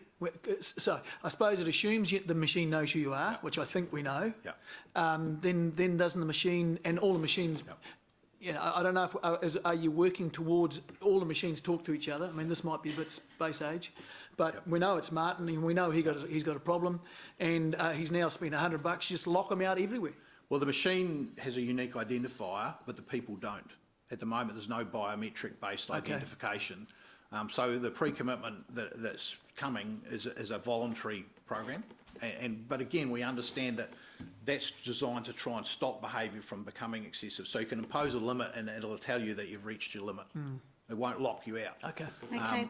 Yep. We are going to have to stop. We're at 16 minutes again, and this is not good practice for us. Okay. So thank you very much for submitting. Thank you, Madam Chair. Okay. The next submitter up is Michelle from Balloons Over Waikato. Hi, Michelle. Hi. How are you? Good, thank you. And you've got with you. I've got one of our trustees, Steve Gow. Hi, and your name is? Steve Gow. Steve. Hi, Steve. Welcome. So I would say you have 10 minutes, but you're probably going to have a couple of minutes over that since we've allowed the last half a dozen speakers. But we will try and stick to time as best we can. So we're in your hands. Thank you.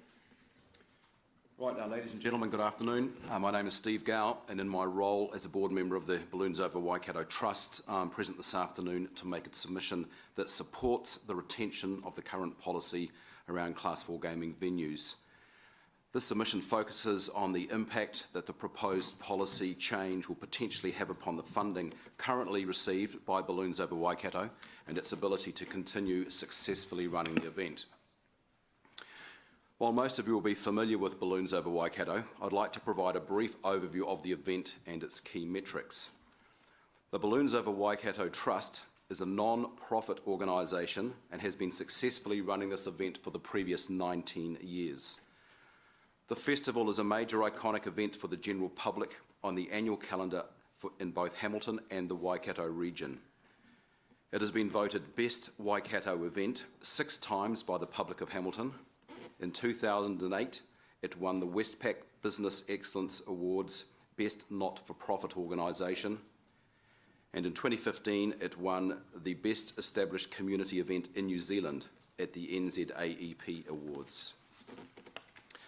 An economic impact study undertaken by the University of Waikato has determined that there is an average nightglow attendance of 75,000 people. 53% of the attendees are from Hamilton. Of the attendees not from Hamilton, 55% are Auckland. 42% of all visitors stayed overnight, with an average spend per visitor of $126. Now, over the 5-day festival period, Balloons Over Waikato has over 130,000 spectators. It generates in excess of $6.7 million in revenue for Hamilton and nearby regions, and it creates the equivalent of over 76 full-time, full-year jobs in Hamilton and nearby regions. Over $500,000 of cash funding is required to successfully run the event. Currently, 27% of this amount, or around $137,000, comes from Gaming Trust funding. The loss of this specific funding would significantly impact the ability to run this event. Being a free event, it is essentially not capable of standing on its own 2 feet. The event is getting more expensive to run each year and actually requires more ongoing funding. Reduced funding would mean that hosting special shapes and international pilots would become unaffordable. Half the pilots currently attending are international or non-local. Balloons Over Waikato losing Gaming Trust funding would result in 3 possible scenarios. 1, the event shifts to another region where Gaming Trust funding could be utilised. Secondly, the event continues to run in Hamilton on the money available, but is not at the same level that the public has come to expect and enjoy. And the third scenario is that the event is compromised to the extent that it has a radically reduced nature and the overall experience offered is so different that a decision is made to cease operating. So in conclusion, as a strategic partner, would Hamilton City Council be prepared to replace the lost funding to ensure that Balloons Over Waikato remains an iconic event for Hamilton City? Or is Hamilton City Council prepared to have the event move away from Hamilton? While this option would not be made by choice, Balloons Over Waikato could be forced down that track. Other than field days, what other event draws this number of people to the region and receives national and international recognition? Thank you very much. Great, thank you, Steve. Can I ask how much for this year did it? How much was it? Pardon me. How much did it cost to run the event this year?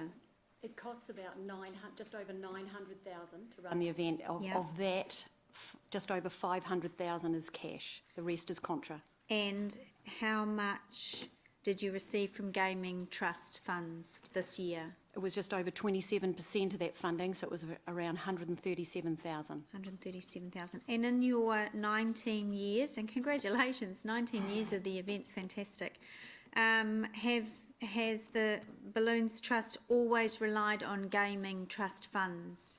As long as I've been running the event, yes it has, which has been for 13 years. Okay, thank you. Councillor Henry. Thank you so much for that, for your presentation. Look, I do remember that Balloons Over the Waikato used to do quite a bit of fundraising, and I assume you still do that as well, or has that sort of ceased a bit? I've been to some of the fundraising activities in years go by, but that's probably quite a few years ago. All of our income is derived through sponsorship and grants. We have a nominated charity that in return for giving us around about the 250 odd volunteers we require, they get the sole rights to fundraise. So that goes back into the community. This year it was Waikato Breast Cancer Trust. So every year that charity raises about 20 to 30,000 over the Balloons Week. So it does go back into the community in a chosen charity. Okay, thank you so much. Mayor Andrew. So, do you understand that the money's going to keep on rolling in? That this is about a sinking lid policy over many, many years, many decades, and that nobody's likely to even move their machines anymore because they don't want to lose the right to have them? I guess we're protecting ourselves. We're just letting you know how much that we are reliant on that funding. So I guess any change in the current policy puts that funding at risk.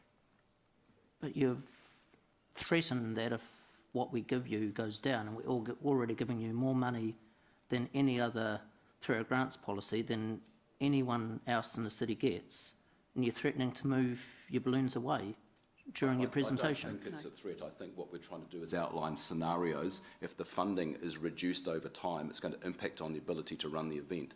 So if that is impacted, these are the scenarios that will happen. It's not a threat at all. It's just probably just laying out the three scenarios, as Steve said, that we see trying to run this event at its current level with a greatly reduced funding. You know, it's really, really hard, as I'm sure everyone knows, in the sponsorship climate at the moment, to get sponsorship. So to try and make up that level of funding, the 27% of everything we get through sponsorship, I think is unachievable. We work really, really hard to get new sponsorship. So I think that's what we were saying, is it's going to be so drastically reduced or look so different if the event loses that level of funding, that they were the potential outcomes. You're putting this event on for families and children and people from our region, but nowhere in your presentation did you touch on the harm that comes from the source of this money, from a percentage of the source of this money, which directly affects families and children.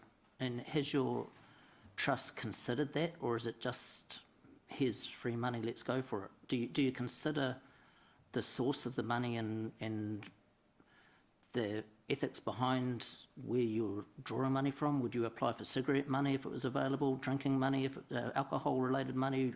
Well, Michelle might want to answer that. Or is it just a matter of getting money from wherever? My question is, does your board actually sit down and discuss the source of the money and the harm that comes from that source? Do you consider that? We have had a number of discussions around that, and there have been scenarios where the board has been unanimous that there are some sources of funding we didn't want to consider. Just to go back to your original point that you were looking to make, I outlined at the beginning of the submission that this was not to address the pros and cons of gaming money. This was designed to give you an insight as to the impact upon running the Balloons Over Waikato event should funding be reduced or disappear completely. Given the amount of time available, we didn't want to get into a debate about the pros and cons of that. That wasn't the intention of the submission. And my questions are to challenge your board to consider the source of the money. I'm fully supportive of what you do, and it's fantastic for our region. But to come to say to this group that you would like us to pick up the tab if you can't get the money somewhere else. Sorry, Mary Andrew, you're not leading into a question now. You are making a statement. I think the question has been asked and answered. Do you have any further questions? Thank you. Thank you. Okay, thank you very much for taking the time to submit to us today. Thank you. And well done for keeping under time. Thank you. Right, now do we have Cynthia Ward and Stephen Parker in the room from True Colours Children's Health Trust? Good afternoon.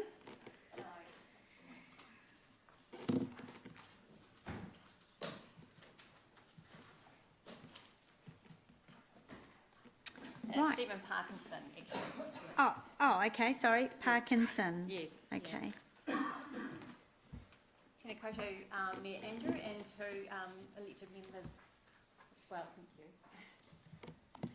And I was just thinking, just to be right up front, I'm thinking that there's probably nobody in this room that would dispute that there is a problem with gambling in our society. And for me, presenting today, it's really about just acknowledging that what this proposal is, that what we want to do is to stay with the current policy instead of the proposed one. And that's really because we're a child health organisation that is heavily reliant on the funds from gaming trusts. So just to introduce myself, I'm the CEO of True Colours Children's Health Trust, and set it up 14 years ago. And Stephen Parkinson is a psychotherapist and one of my colleagues. So I guess just today, just wanting to tell you a little bit about our organisation, and just like the previous speakers, really just to highlight that because we are reliant on gaming trust funds, there is a risk, of course, that we won't have enough funds to keep going if the proposed policy goes ahead. So just to let you know, if you don't know what True Colours is about, it's a nursing service and counselling service. It provides support to children with serious illness and to families. And one of the reasons why we set that up 14 years ago was there was a gap within services, and that these children that are highly complex with their health conditions don't necessarily need to have a hospice service or don't need to stay in hospital, but actually need to have a service in the community that supports their needs. And I think that we would agree that all of us are responsible for meeting the needs of children, and particularly those with health and disability needs. And this population group is one of the most vulnerable in our community. So we provide a free counselling service. It's really important for us that we provide a free nursing and counselling service so that that everybody is able to access this care. The care goes down to Tamarunui and up to Meremere and up as far as Whirianga. So it's covering the Waikato region, the Waikato DHB region. And it's provided to the entire family. So that's the brothers and sisters of the children who have the health condition, to the child themselves who has health condition, and to the parents. And there's a lot of care and support that goes into helping families to keep standing. And, you know, I was sitting there thinking when I've been listening to the previous speakers, we absolutely know that sometimes those families who have some coping strategies to try and support themselves to get through this time of having a child with a serious health condition, sometimes those coping mechanisms are not necessarily healthy. And I know personally families that I've supported over this time who have lost everything, their homes, and don't have enough food to put on the table because they've been on the internet and gambling, and they can't get out and go to other places to gamble, to the poker machines or to a casino, but they actually have access to online and have lost huge amounts of money, and it's tragic. And I think that all of us would say that is a tragedy, and certainly don't want to be able to provide support services. So we are totally reliant on community funding to deliver the services to children with complex high health needs and to their whole family. So we don't have any government funding, and 41% of our funding comes from gaming trusts. Do we want to be that reliant on gaming trusts? Do we want to be reliant on anybody to provide that level of support? Absolutely not. And we work really hard to fundraise to provide those funds for ourselves. And many of you will have heard about the Kerr Laybrook True Colours Long Lunch that is held every year, which brings in 100K a year for us, which is really fantastic. We've got a very generous Waikato community, and you know, Anna Stretton has provided the house for the use of True Colours. She's brought that, and it's rent-free. We have Ingham Motors who have provided cars, and other businesses that have supported us as well. And that we are constantly, any way that we can, out there presenting the needs of these children and families and what they need so that we can be self-sufficient. But you know, 41% of our funding comes from gaming trusts. That's a huge amount and significant, and so puts us highly at risk if something happens, if the proposed policy goes forward down the track, what that might mean for us. And I certainly heard what you were saying there, Andrew, before about, you know, has our trust, you know, just taking on board what you were saying about talking to the trust, and is the trust aware of, you know, where these funds are, where we gain these funds from. And it's something that our trust board takes really seriously. We do have many conversations actually about where do we get our funding from, and trying to be really responsible about that, and also making sure that the supports that, if we know that there is somebody having problems with gambling, that we will be accessing the appropriate services for them as well. So I think it's something that is taken really responsibly as well. I just want to read you a couple of, I'm doing my PhD, and this is around looking at what families require in support, and what models of care that they require to support a seriously ill child. And this is what one parent, a father, said: the parent who stays with them the most works more at the front of the war, so to speak, so they are the more exhausted. And a mum said, you get so caught up in it all and think, hang on, we need to manage this and carry on with everyday life. And then something else happens. We have to juggle being at the hospital and then at home, then hospital, then home. And the bills don't get paid, and you get caught up in just surviving, that you close off any needs of your own. So I think you don't even realise you have needs.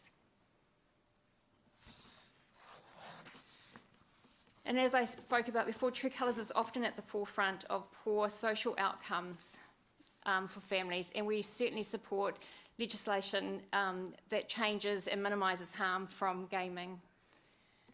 And we understand the negative impact on families and the wider community of what gambling means as well.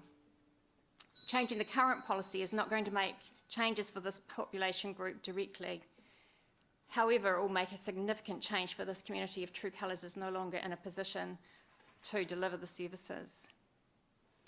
So the current availability of funds from gaming trusts without the restrictions of the proposed policy is vital for sustainability of True Colours and service delivery to families who are going through the toughest of times. True Colours Children's Health Trust strongly supports the current policy be retained.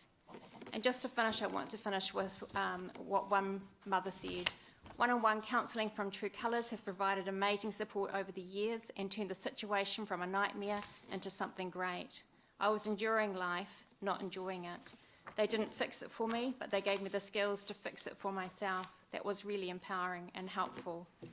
And I just think, I just wanted to finish with that because this service is essential for the over 1,700 families that we've supported since we set up. And that what other health providers are saying is crucial to ensuring that these families keep standing. So thank you so much for your time, and if you have any questions. Great, thank you, Cynthia. Councillor Bunting.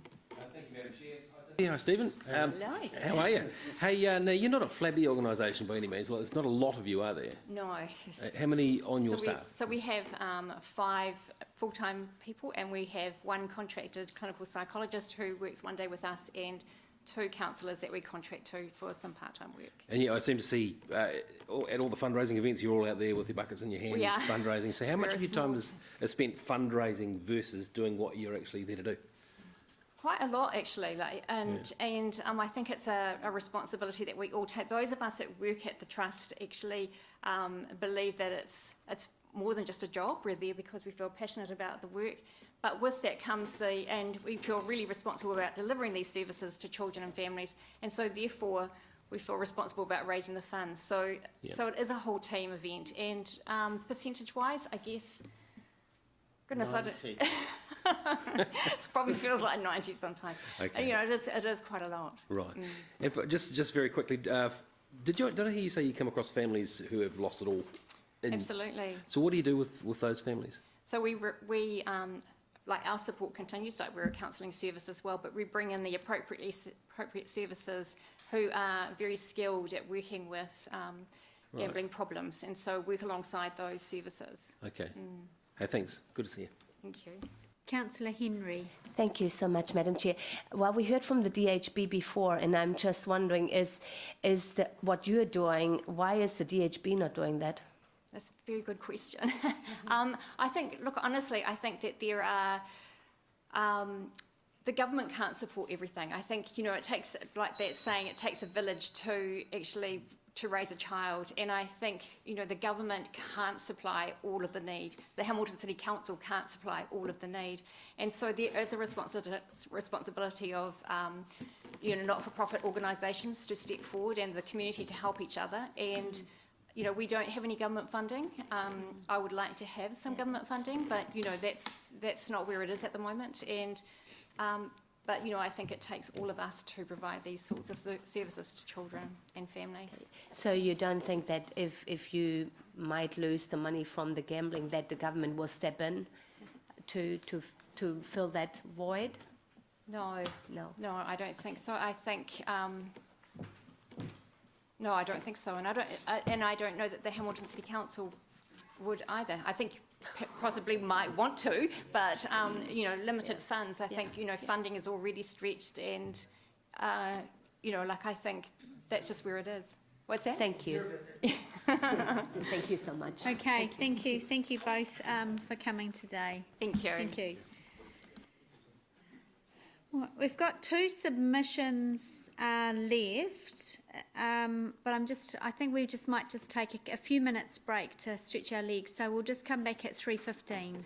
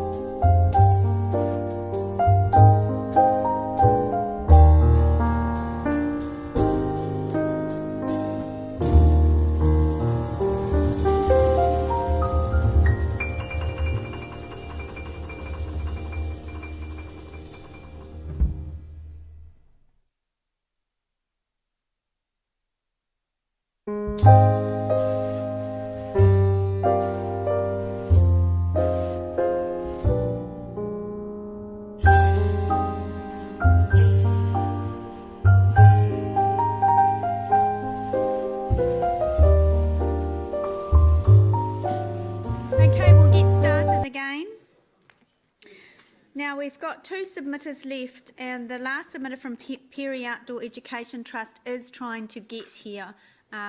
She's leaving work, so we may do the Waikato Rugby Union, then we might do the minutes if she's not here, and then jump back into her.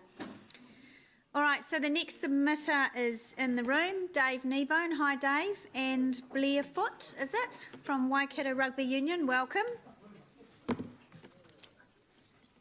So the bell, you've got 10 minutes. The bell will toll at 7, and if you can wrap up and allow questions, that would be helpful. Thank you. So we're in your hands.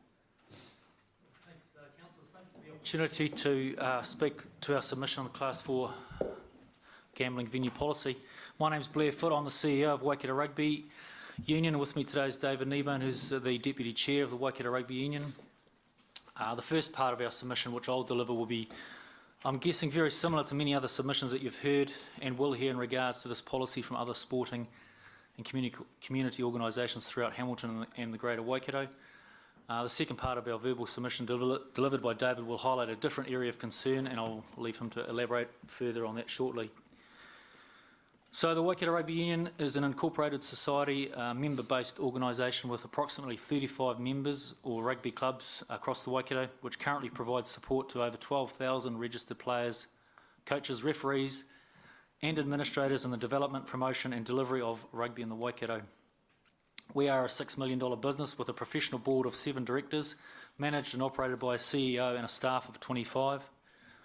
Over 80% of the effort and attention of Waikato Rugby Inc., which includes the rugby clubs, is on the community game, which is focused on increasing participation and encouraging a lifelong love of the game.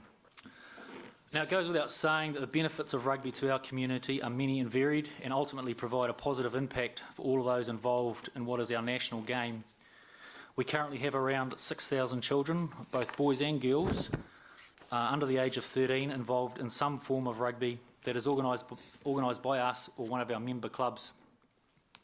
The benefits delivered to these children goes much further than the obvious improvement in physical fitness and skills that are vitally important in the healthy development of our children. One could argue that the psychological and mental benefits associated with playing rugby are even more significant than the physical benefits in the development of our children into well-adjusted adults who can continue to contribute positively as members of our communities. Once these children have grown into fully functioning, well-adjusted adults through the life lessons, communication and interpersonal skills learnt through their involvement in the game, they then have the opportunity to develop a sense of belonging, a tribalism and a social connection with each other, all positive characteristics that being involved with a rugby organisation provides.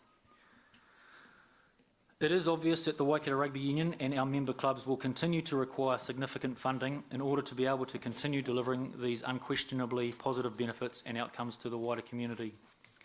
We believe the proposed policy will have an adverse impact on the level of funding that our organisations will be able to obtain from the proceeds of Class 4 gambling, ultimately impacting on our ability to promote and facilitate the game of rugby in our community. Rugby in the Waikato receives approximately $2.5 million of funding each year through this well-regulated process. I believe it would be unrealistic to think that this funding could be replaced with central or local government funding or additional commercial sponsorship. But you know all that already. So just in summary, rugby, along with all sport, is good for society. We need funding to continue to be successful. The current process allows us to receive an adequate amount of funding, and Waikato Rugby opposes the proposed policy due to the adverse impact it will have for a huge number of participants. Dave. Thank you very much. So my name is David Kneebone and I'm the Deputy Chair of Waikato Rugby. Blair's spoken about the benefits of rugby in the community. We don't have a monopoly on good deeds for the community. We're only one of hundreds of organisations that are funded by, that are helped to be funded by pokey money grants and things, and so we don't have a monopoly on that at all. But all I want to do in that space is agree with Blair, and we're not competing with True Colours or Balloons Over Waikato or any of those other great organisations. We're all out there doing it for the community. My submission, and it's just down to, it's a little bit more practical, and it's if it worked, if reducing the number of poker machines in the community actually worked and reduced gambling harm in the community, look, I think I'd be in agreement with you. I honestly would, but frankly, I just don't think it's going to work. I think it's naive and simplistic to think that it'll work. I have a cell phone on me right now, as no doubt all of you people do in the room, probably a smartphone. I have a computer at work and I have a computer at home. So that's 3 gaming sites.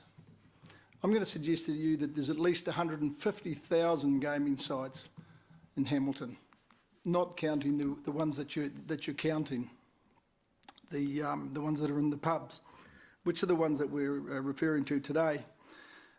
I'm actually tired of the narrative out there that popping down to the pub for a pint and a flutter, spend $50 on a poker machines and spend a few hours after a hard day's work. I'm tired of the narrative that you're a gambler, you're an addict and you need help. The fact is 99.7, I'm now going to be told, because it's tracking down to 0.5, and now I'm told by the previous gentleman that 0.3% the population have a problem, gambling problem. You know, who are we to choose and denigrate other people's forms of entertainment?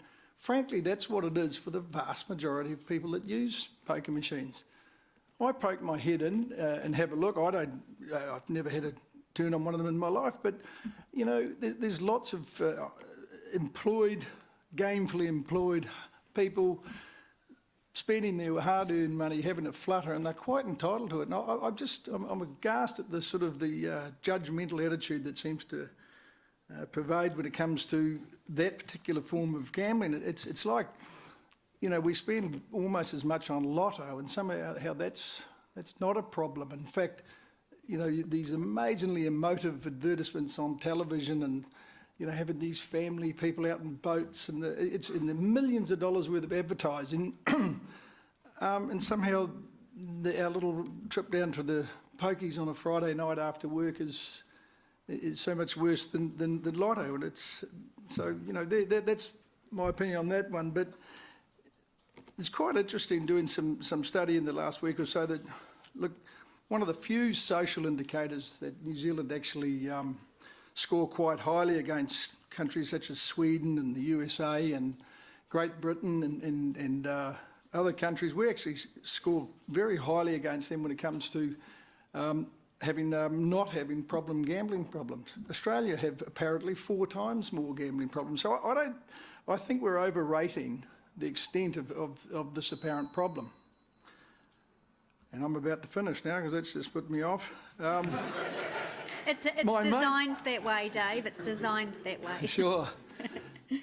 Can I say that at the moment, online gambling, I signed into it for the purpose of this. I signed into Crown Casino last week just to have a look. Took me 5 minutes, put $100 in, and I've had a little flutter, and Hamilton City Council's got none of it, and Balloons Over Waikato's got none of it, and Waikato Rugby Union's got none of it.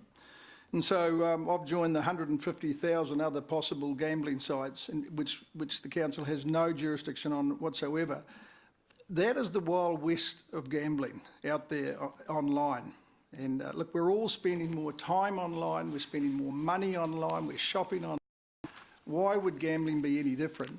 So we're only going to push that problem into that little space where it's completely unregulated. Do you think Crown Casino have any interest in Hamilton's Balloons Over Waikato if I sent through to them and asked them for a donation, or True Colours? Do you really think who's based in Alice Springs are going to give a damn about us? You know, at least these people, they are right into harm minimisation.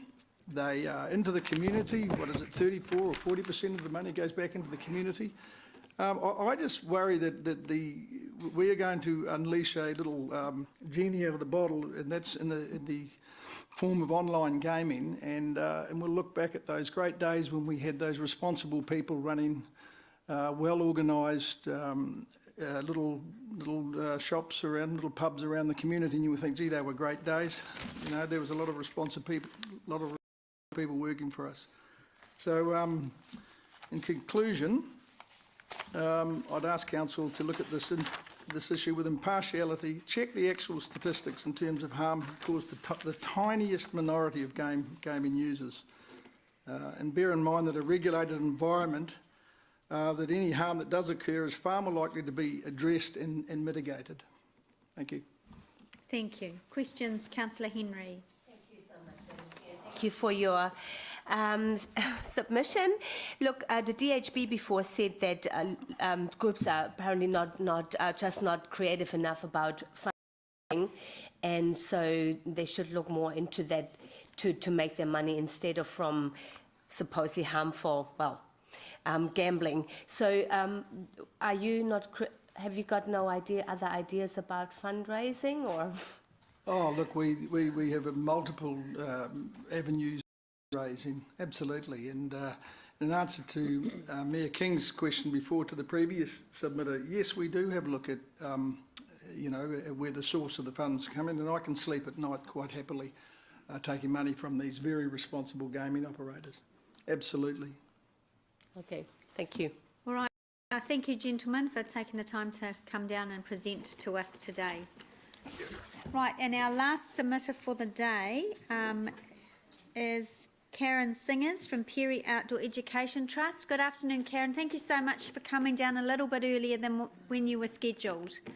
We've found ourselves a pleasurable space of being on time, well, actually earlier than predicted, so we appreciate that. Oh, goodness. So this is Perry Outdoor Education Trust committee members. Not yet? Yeah. So good afternoon and thank you for having me here. I'm quite nervous, so a bit shaky. Don't be. Never done this before. So what I thought I would do is show a quick, and I've checked it's all okay, a quick 4-minute video, which hopefully you'll get a good idea about what we do in the community. And then I will talk very briefly after that and welcome any questions. Okay. Karen, just to let you know, we have a screen in front of us as well. Okay. If we're looking this way and not that way, that's Okay. what we're seeing the same thing. Yep.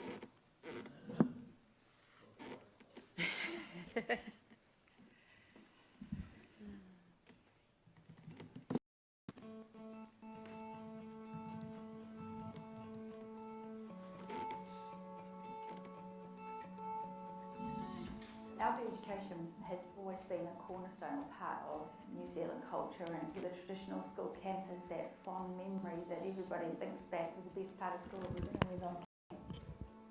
Perry Outdoor Education Trust supports outdoor education programs in low decile secondary schools. We found a lot of low decile schools in particular were dropping outdoor education. The requirements now, health and safety wise, are huge. So teachers and schools were just parking it. Education Trust started off quite small with Ngaruawhia High School and then progressed over the time and more schools came on board. We were one of the original schools back in 2000, so this is our 17th year I've been involved with POA. When the new health and safety laws came out in 1990, a lot of schools, including now, stopped doing camps. And it wasn't until POA came along and said, well, you know, we think camps are an important part of a student's life, that we seriously started looking at it again. POA provide a lot of personal development for all of our staff. They provide funding to support us, and it also enables us to put a program in place that develops our kids and enables them to get those opportunities for going outdoors. We would not be able to do the camps if it wasn't for POA. Heaps of kids just don't learn sitting in the classroom. Taking them out into the outdoors just opens the world for them.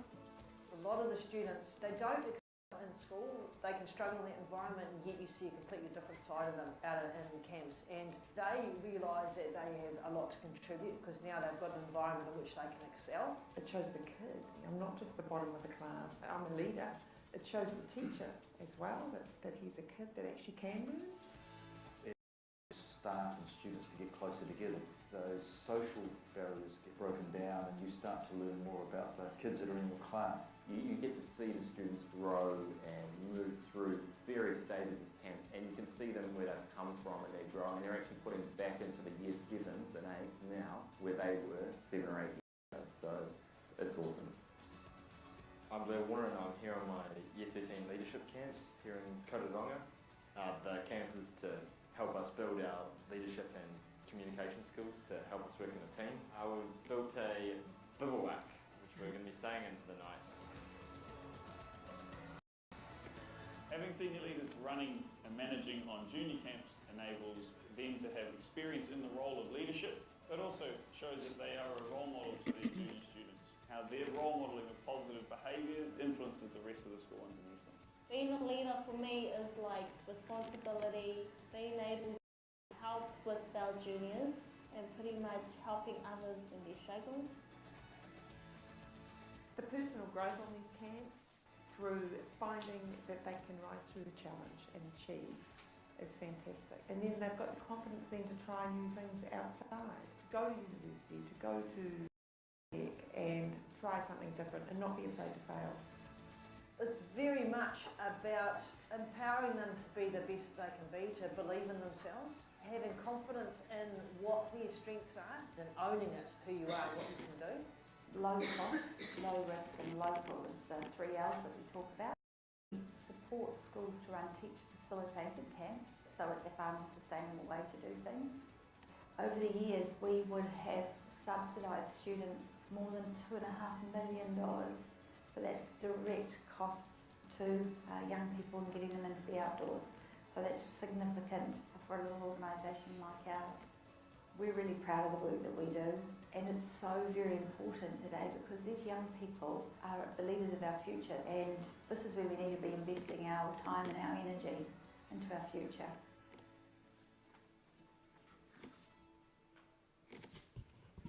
So for watching that, I don't quite know how to turn it off, but so what's the relevance to Hamilton's to Hamilton City Council? We work with 10 low decile secondary schools, 9 of them in the Waikato and 3 of them in Hamilton City Council. So you may not have seen students from schools from Hamilton City Council, but be assured that we work with them. So we work with Melville High School, Fraser High School and Hamilton Junior High School. I recall something on the video which said Chris Jarnett from Ngarohi High School said that they couldn't do and have the programs that they have in their school without Poet. Well, we couldn't do the work we did without the support of gaming trusts. And we are, it's significant for us. And gaming trust funding isn't the only source of funding we have, and yes, we do fundraising, and yes, we do get sponsorship, and yes, we do get philanthropic funding.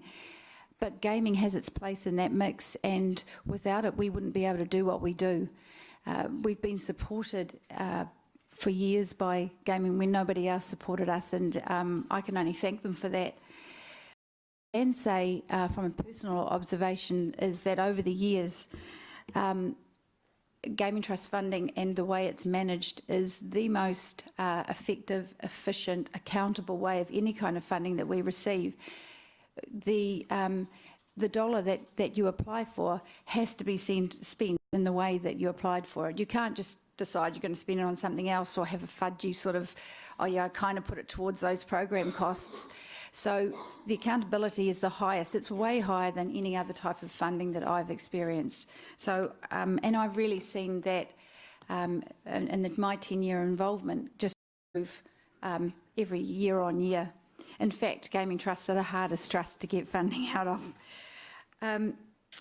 The other thing that's really important is that gaming trust funding can be really ear-tagged into and to go back to the communities it's generated in, and that's part of why we have a good relationship and have been able to develop partnerships in a way with gaming trust funders, because we can return the funds straight back into the communities where those funds were generated.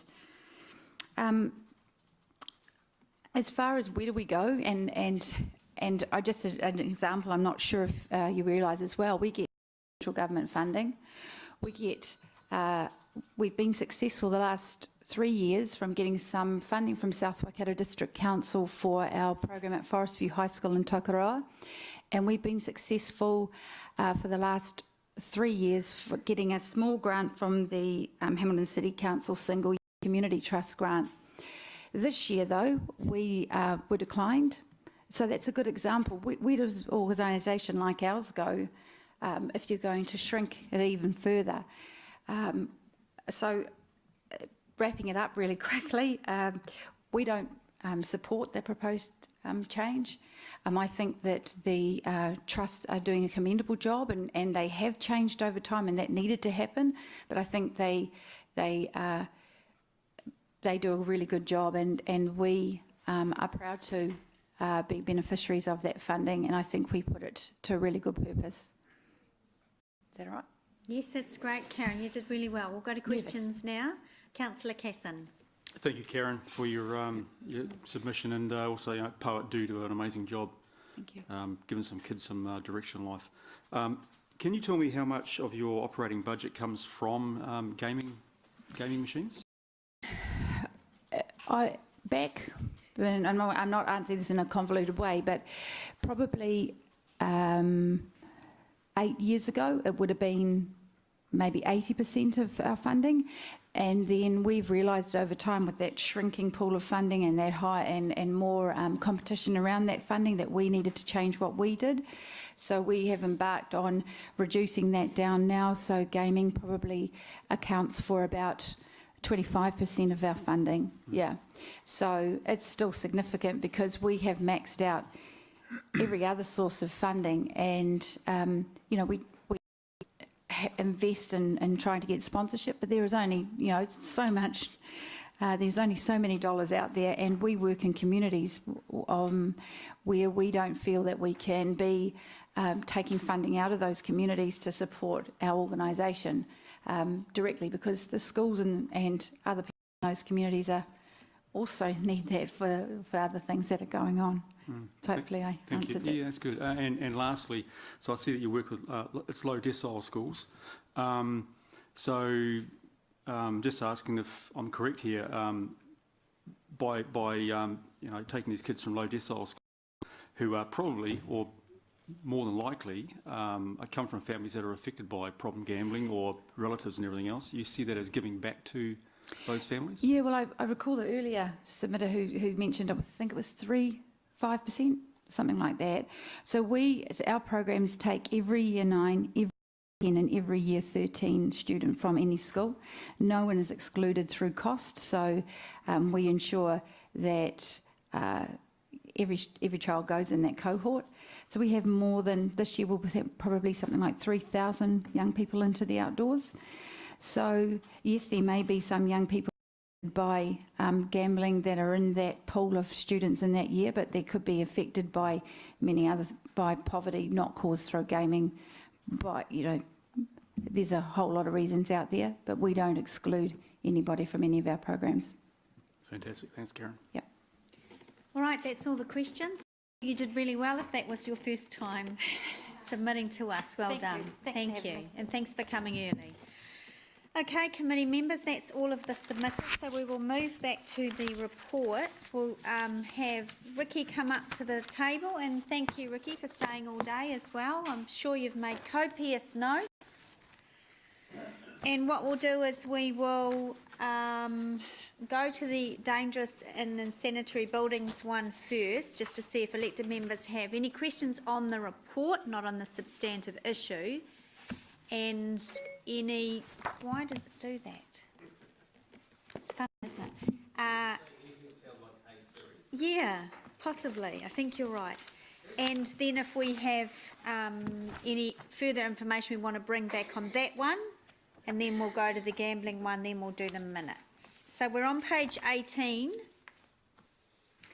We will take the report as read. Are there any questions from the committee to... Yes, there are. Councillor Mallett, you're up first. Who? Me? You. Had I pushed the button? Oh, okay, no. Okay, no, I did. I'll thrash around and suddenly get something. Page 18. Do you have any comments on the... I can't remember her name now, the submitter, and she commented that we should, and I'm paraphrasing from memory, that we need to have inspectors. She was a bit equivocal about who should pay for those inspectors. But yeah, so any comment on that? That was Susan, the first, the only submitter for that, wasn't Susan she? Stevenson from House of Montrose. Yes. Yeah, What's sure. House of Montrose? I used to know. Is it a video place or something? I think it's just a building, isn't it? Not sure. Couldn't. Yeah, it's just the name of the building. Yeah. What's House of Montrose? Okay, let's not lose our focus. House of Cards. Sure.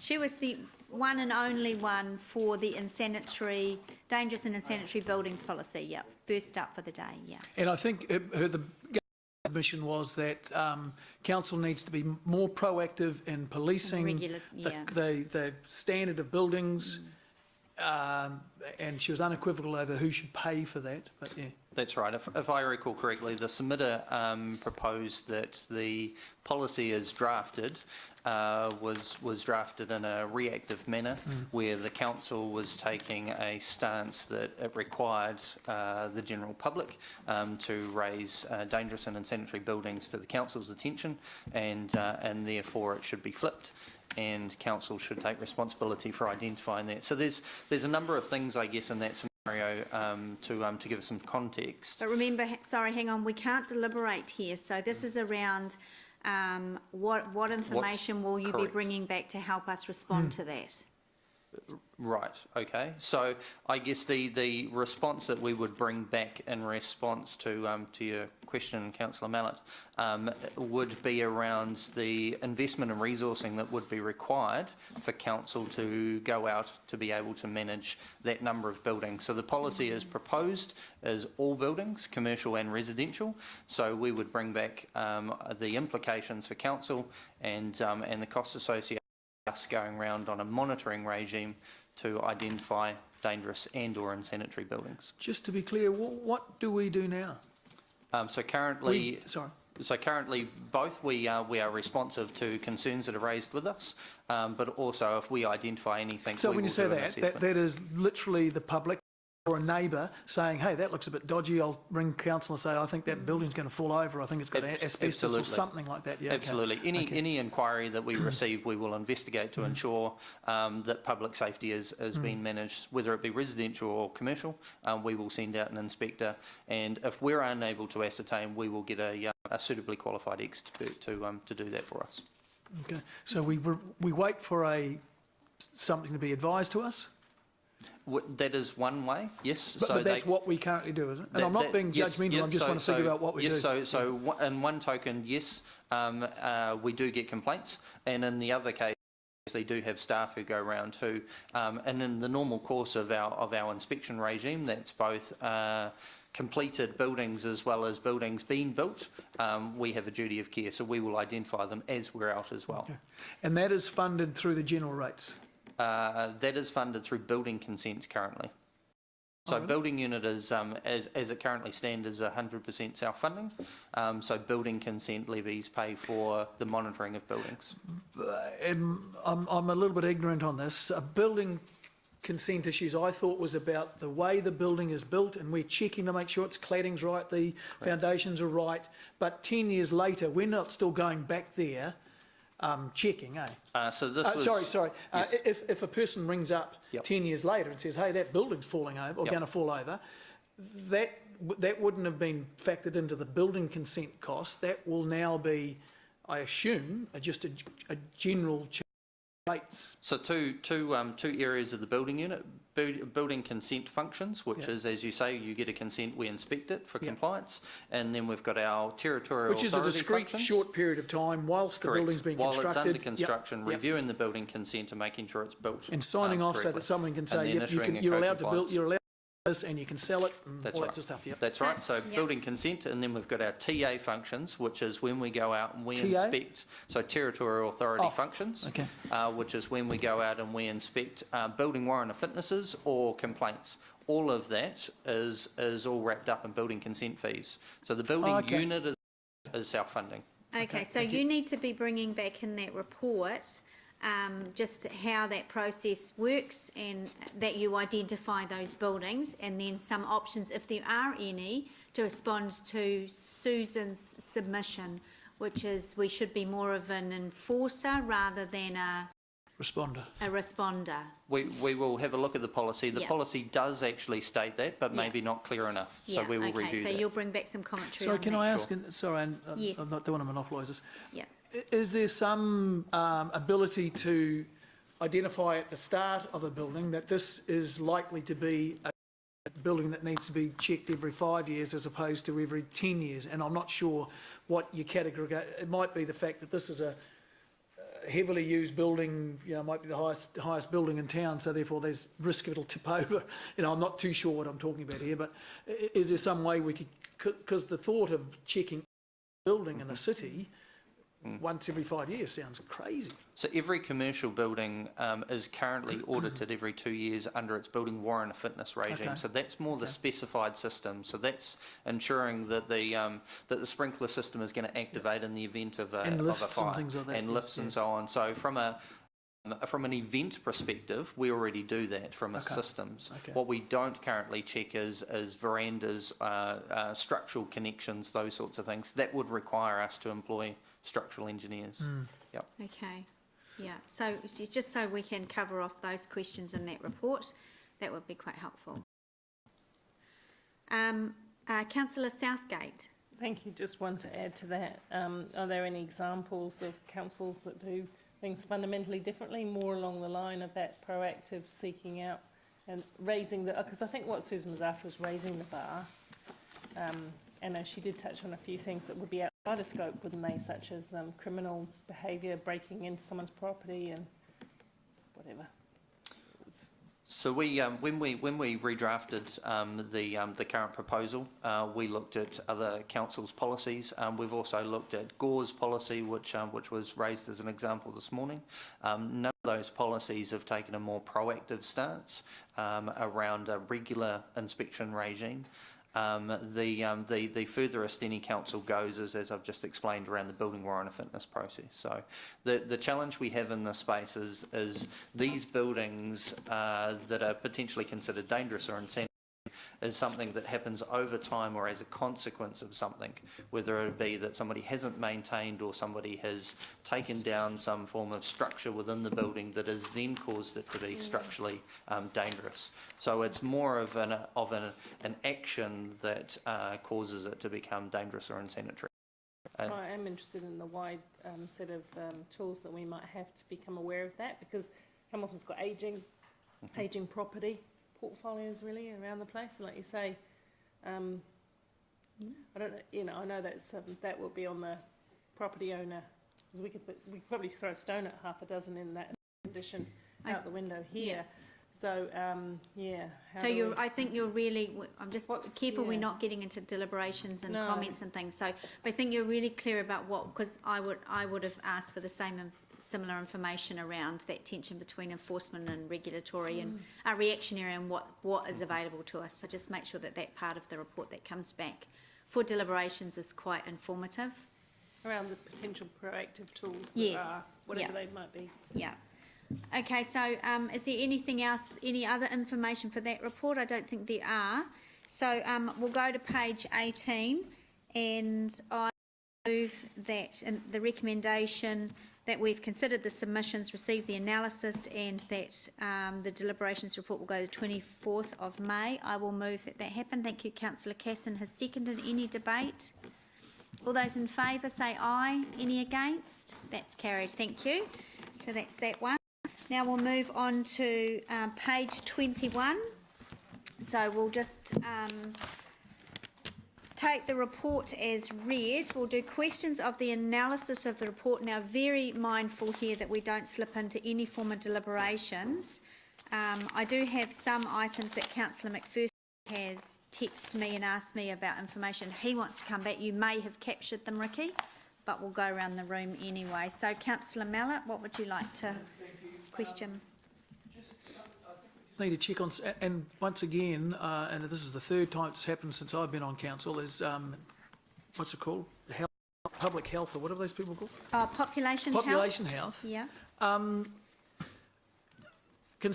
don't want to be critical, but I will, because they deserve it. They consistently turn up with contradictory and ambiguous information, and I just could not understand their stuff about, and it's important, because I think they've got a big budget to do research, and they should be kind of the golden standard, and it's just appalling, some of their stuff. So I just want to know how accurate any of that stuff is. I wonder, I have similar concerns and questions, so I wonder, Population health. And it would be appropriate if offline, those of us that wanted to talk about that, well, not talk about that information, but just let you know what are those points we want clarified, give them to you, and then you can address that through to them, so that we have got some clearer information. So Gary, is that, if you talk to Ricky after the meeting. Yep.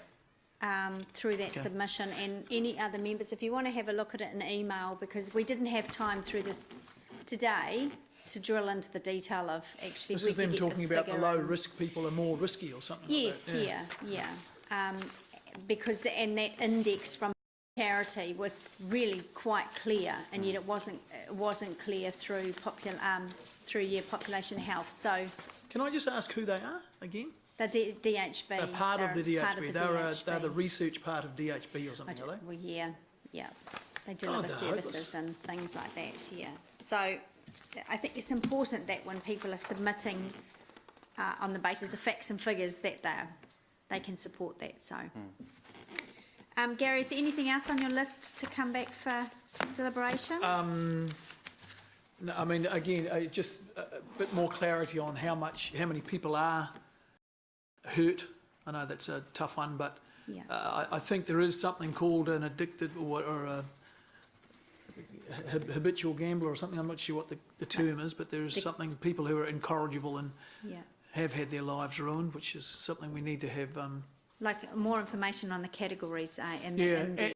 strategies that work, Yeah. you know, in terms of harm prevention. Yep. Councillor Southgate, what have you got on your list? Asked if he might go before me. Oh, sorry. That's okay, I'm just letting him. Gary's points, I thought that their handout was very good.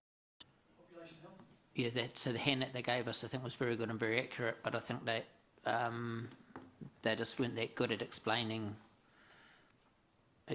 where they stood. So I just, you know, when you went through their paperwork, I felt it was actually really, really good, but I just felt like the people were almost too qualified, too academic to actually be able to explain to the common man. Yeah. That's just my opinion on that. Yeah. And secondly, on Gary's second point, I felt there was contradictory comments, Ricky, from depending on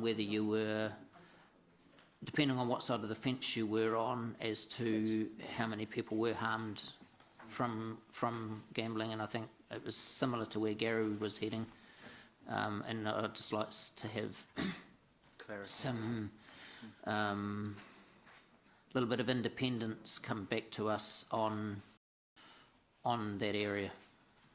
Yeah, Because there seem to be widely I think there's differing. Yeah, there's so that's an analysis from staff, because there's a limit to what the staff will be able to do, because the submissions are the submissions, and the information contained with that can't be broader than what they have been today. So the fresh eyes will be your analysis of that information. When I was going onto the government website, Yeah. which is supposedly independent on gambling harm, it was very different from what we were being told from some of the groups today, and it was just blatant. They were saying, and it was there on the screen. And I would have thought the government's gambling commission would,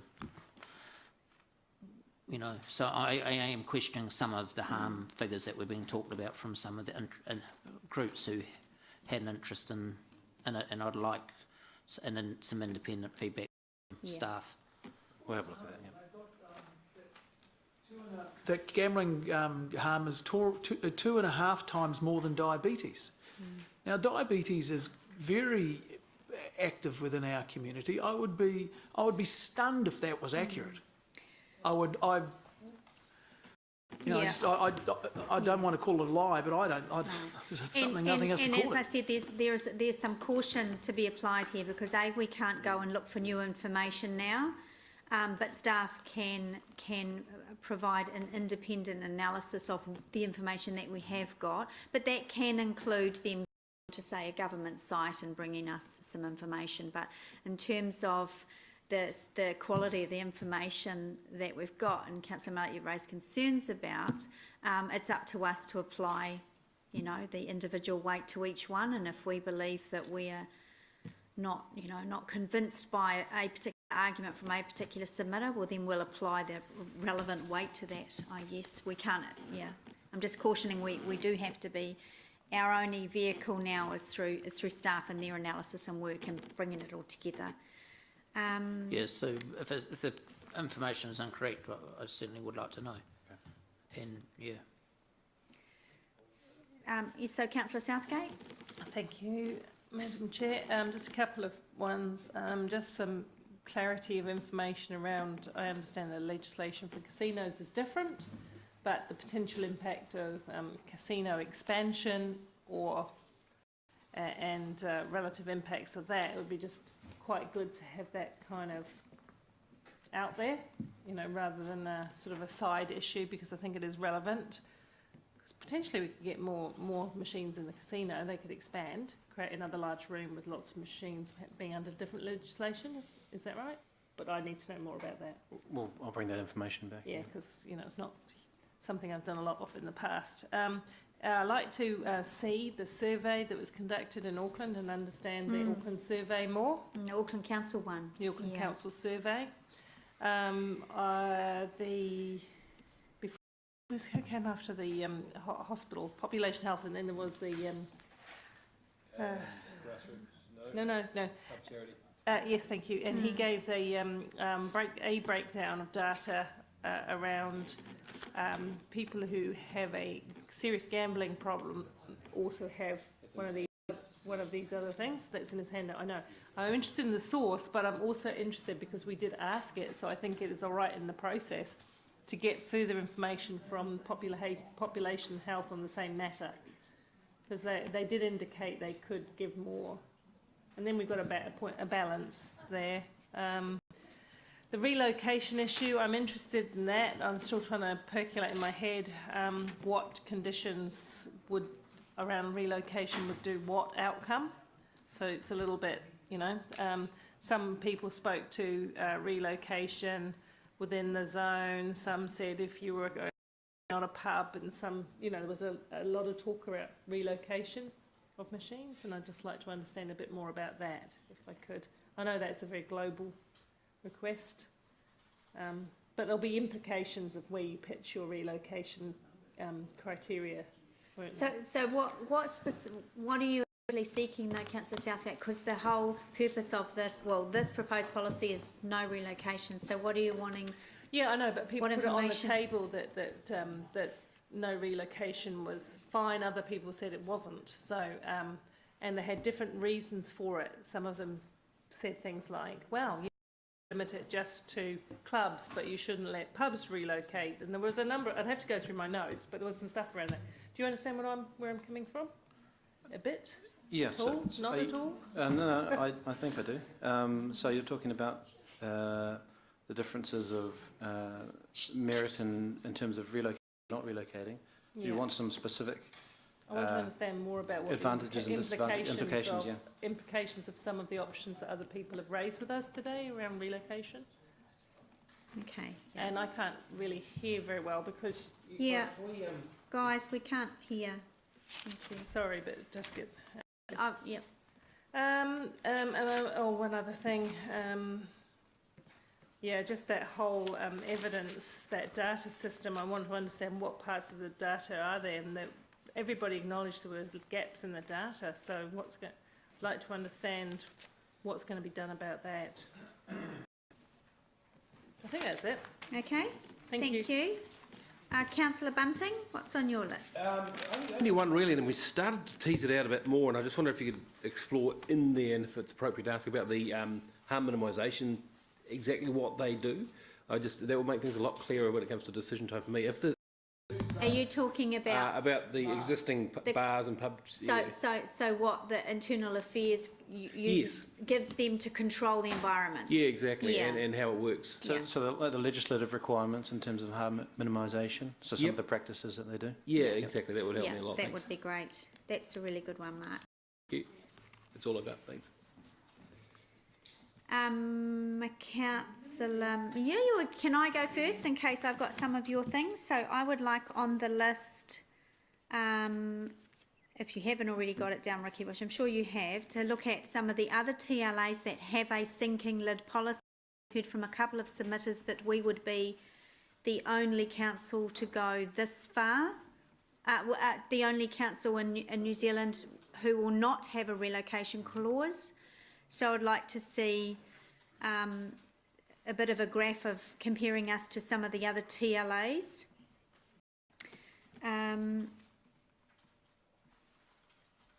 we've already touched on that index that came from Canada that has how we define problem gambler, not so problem, no problems at all. Can't remember what the names. That was given to us by Pub Charity. This might be a step too far, but the Waikato rugby referee, Bill Heslop, mentioned, made a point around the social that this is yet another social activity that happens to cause harm. And I wonder if there was any, we know there's evidence of harm caused by alcohol, but whether there is some kind of correlation, statistical figure that you could give us. The harm caused by gambling is, whether it's a dollar amount is X or people affected. The harm caused by alcohol, dollar amounts, people affected. Those were the only things. I suppose drugs would be another one. It'd be very high level, but I think it would answer a couple of questions in my head on that. The Simon Perry submission, he referred to the annual report just out from Lotto. I would be interested in, if I can have a look myself online, but if there was anything interesting there, because another submitter made a really good point, one of the last ones around, I think that was David Kneebone, around, I suppose it's that moral lens that we put on pokies when we don't appear to put it on Lotto because there's nice family ads on TV. So if there was any interesting statistics there, that would be from the annual report. I'll get Dave's here.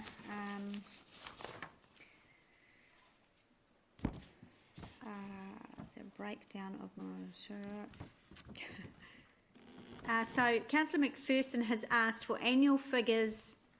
I'm assuming you'll put this in for all of us anyway. Annual figures of spend in pokie machines over some time, so perhaps the last decade. He's put 2000 since the year 2000, if that information is available.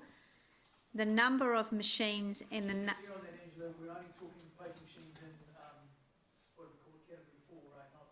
Yeah, class 4. Yes, not casino. So in Hamilton since say 2000, the number of machines, the number of sites, and the number of money spent. So money going into the machines, venues, number of machines, money coming out into the community.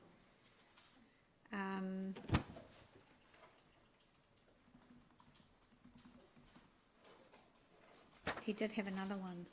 I might have to look at my texts later. Are there any future goals of the government to address the harm caused by gambling, like smoking? You know how they want to be, I'm not all over the policy on this one, but they want to be smoke free by 2025. Just if there's any information there.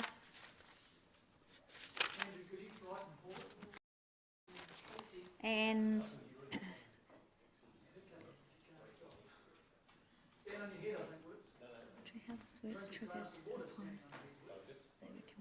I think that was all on my list, and you probably already got them.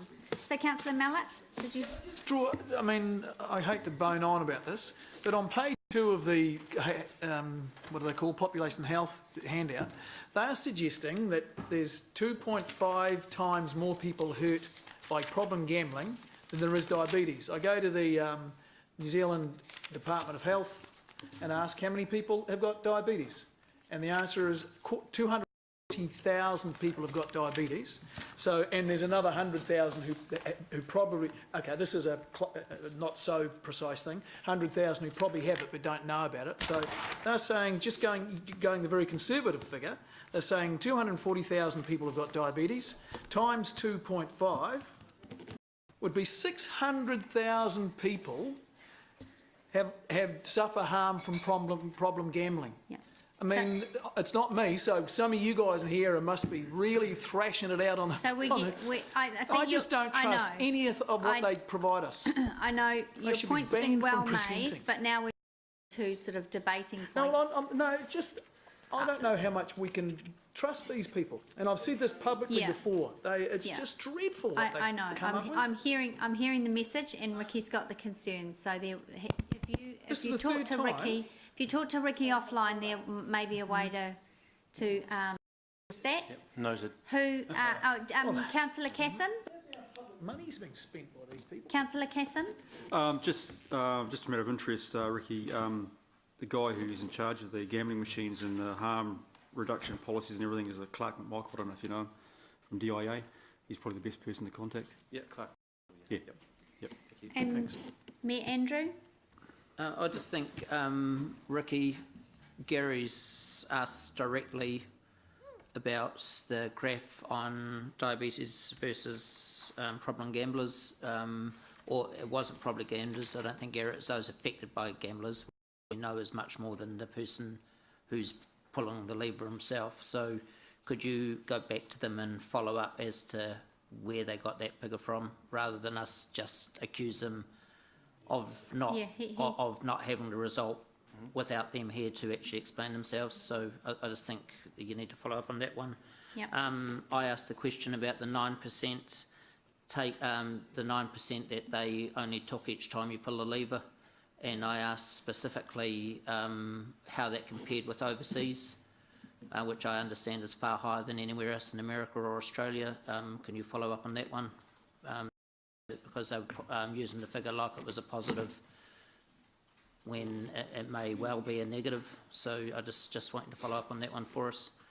I think, Angela, you're pulling the straw between comparing the costs of on society pokies between rugby injuries or alcohol or whatever else you were saying there. I think that was a long straw. I didn't hear that come out in No, any that's shape you're or form. debating now. No, I'm asking you. Have asked for information to come back. Yeah, I don't remember or recall anybody making that comparison, alcohol and pokey harm.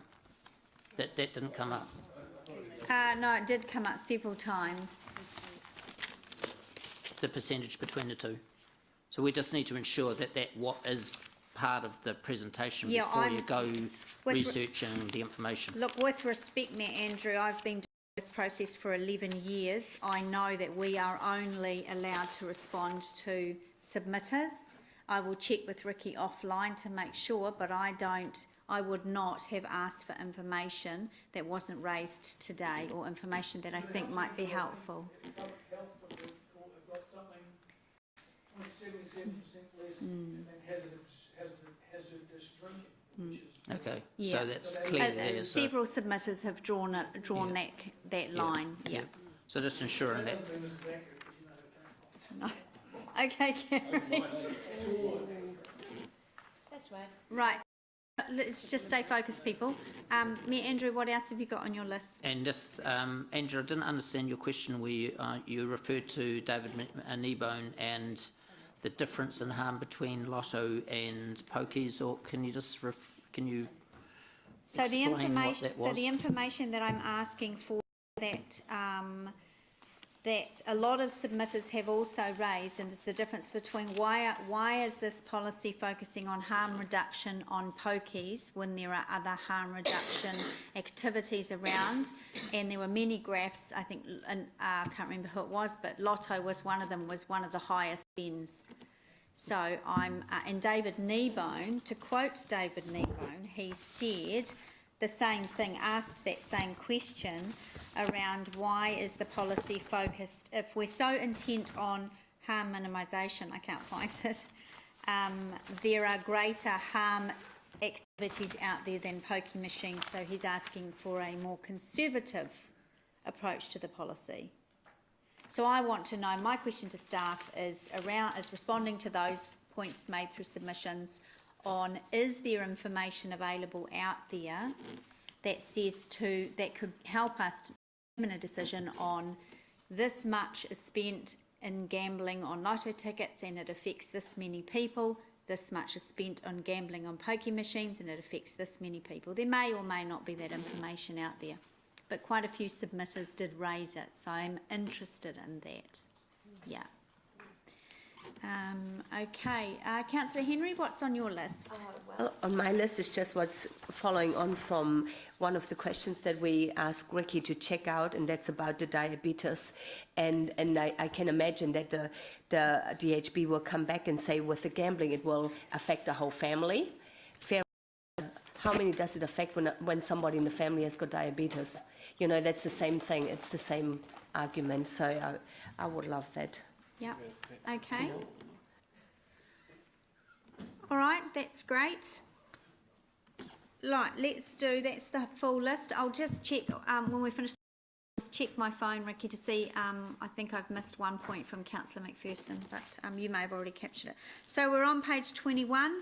I will move that the report be received and this be presented at the 24th of May council meeting. So just as a question. Yeah. None of this says, this doesn't put forward a recommendation. No, we're not, no. Oh, okay, so we don't make a recommendation. Yeah, we've just heard and noted the submissions and what we've heard today, and then it moves forward. We don't actually make a recommendation. So what will go to council?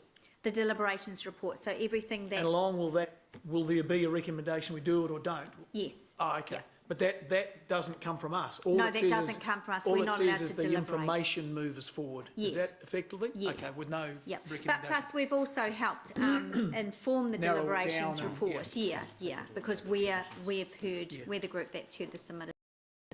So can I have a seconder then? Councillor Bunting, thank you. Is there any debate? All those in favour?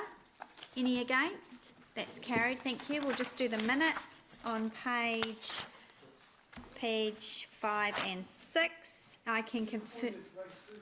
Yes. Oh. The first one I was in, but not the second one, Yep, sorry. that's okay. So I'll move that the minutes of the 1st of March Regulatory and Hearings Committee be approved, seconded by Councillor Tooman. Any debate? All those in favour? Are there any against? That's carried, thank you. And the last minutes are on page 13, 12 and 13. Now, that's the one where a lot of us here weren't at that, so we... No, we always have a small quorum, which is actually really helpful, because there's usually hearings. Yeah. Do we, even though we went there? Can we vote that they're a true, how can we vote that it's a true and fair view? You have to vote. Yeah. But then how But can you can't but move. look, I know it's Councillor Mallet. pedantic, but how can we No.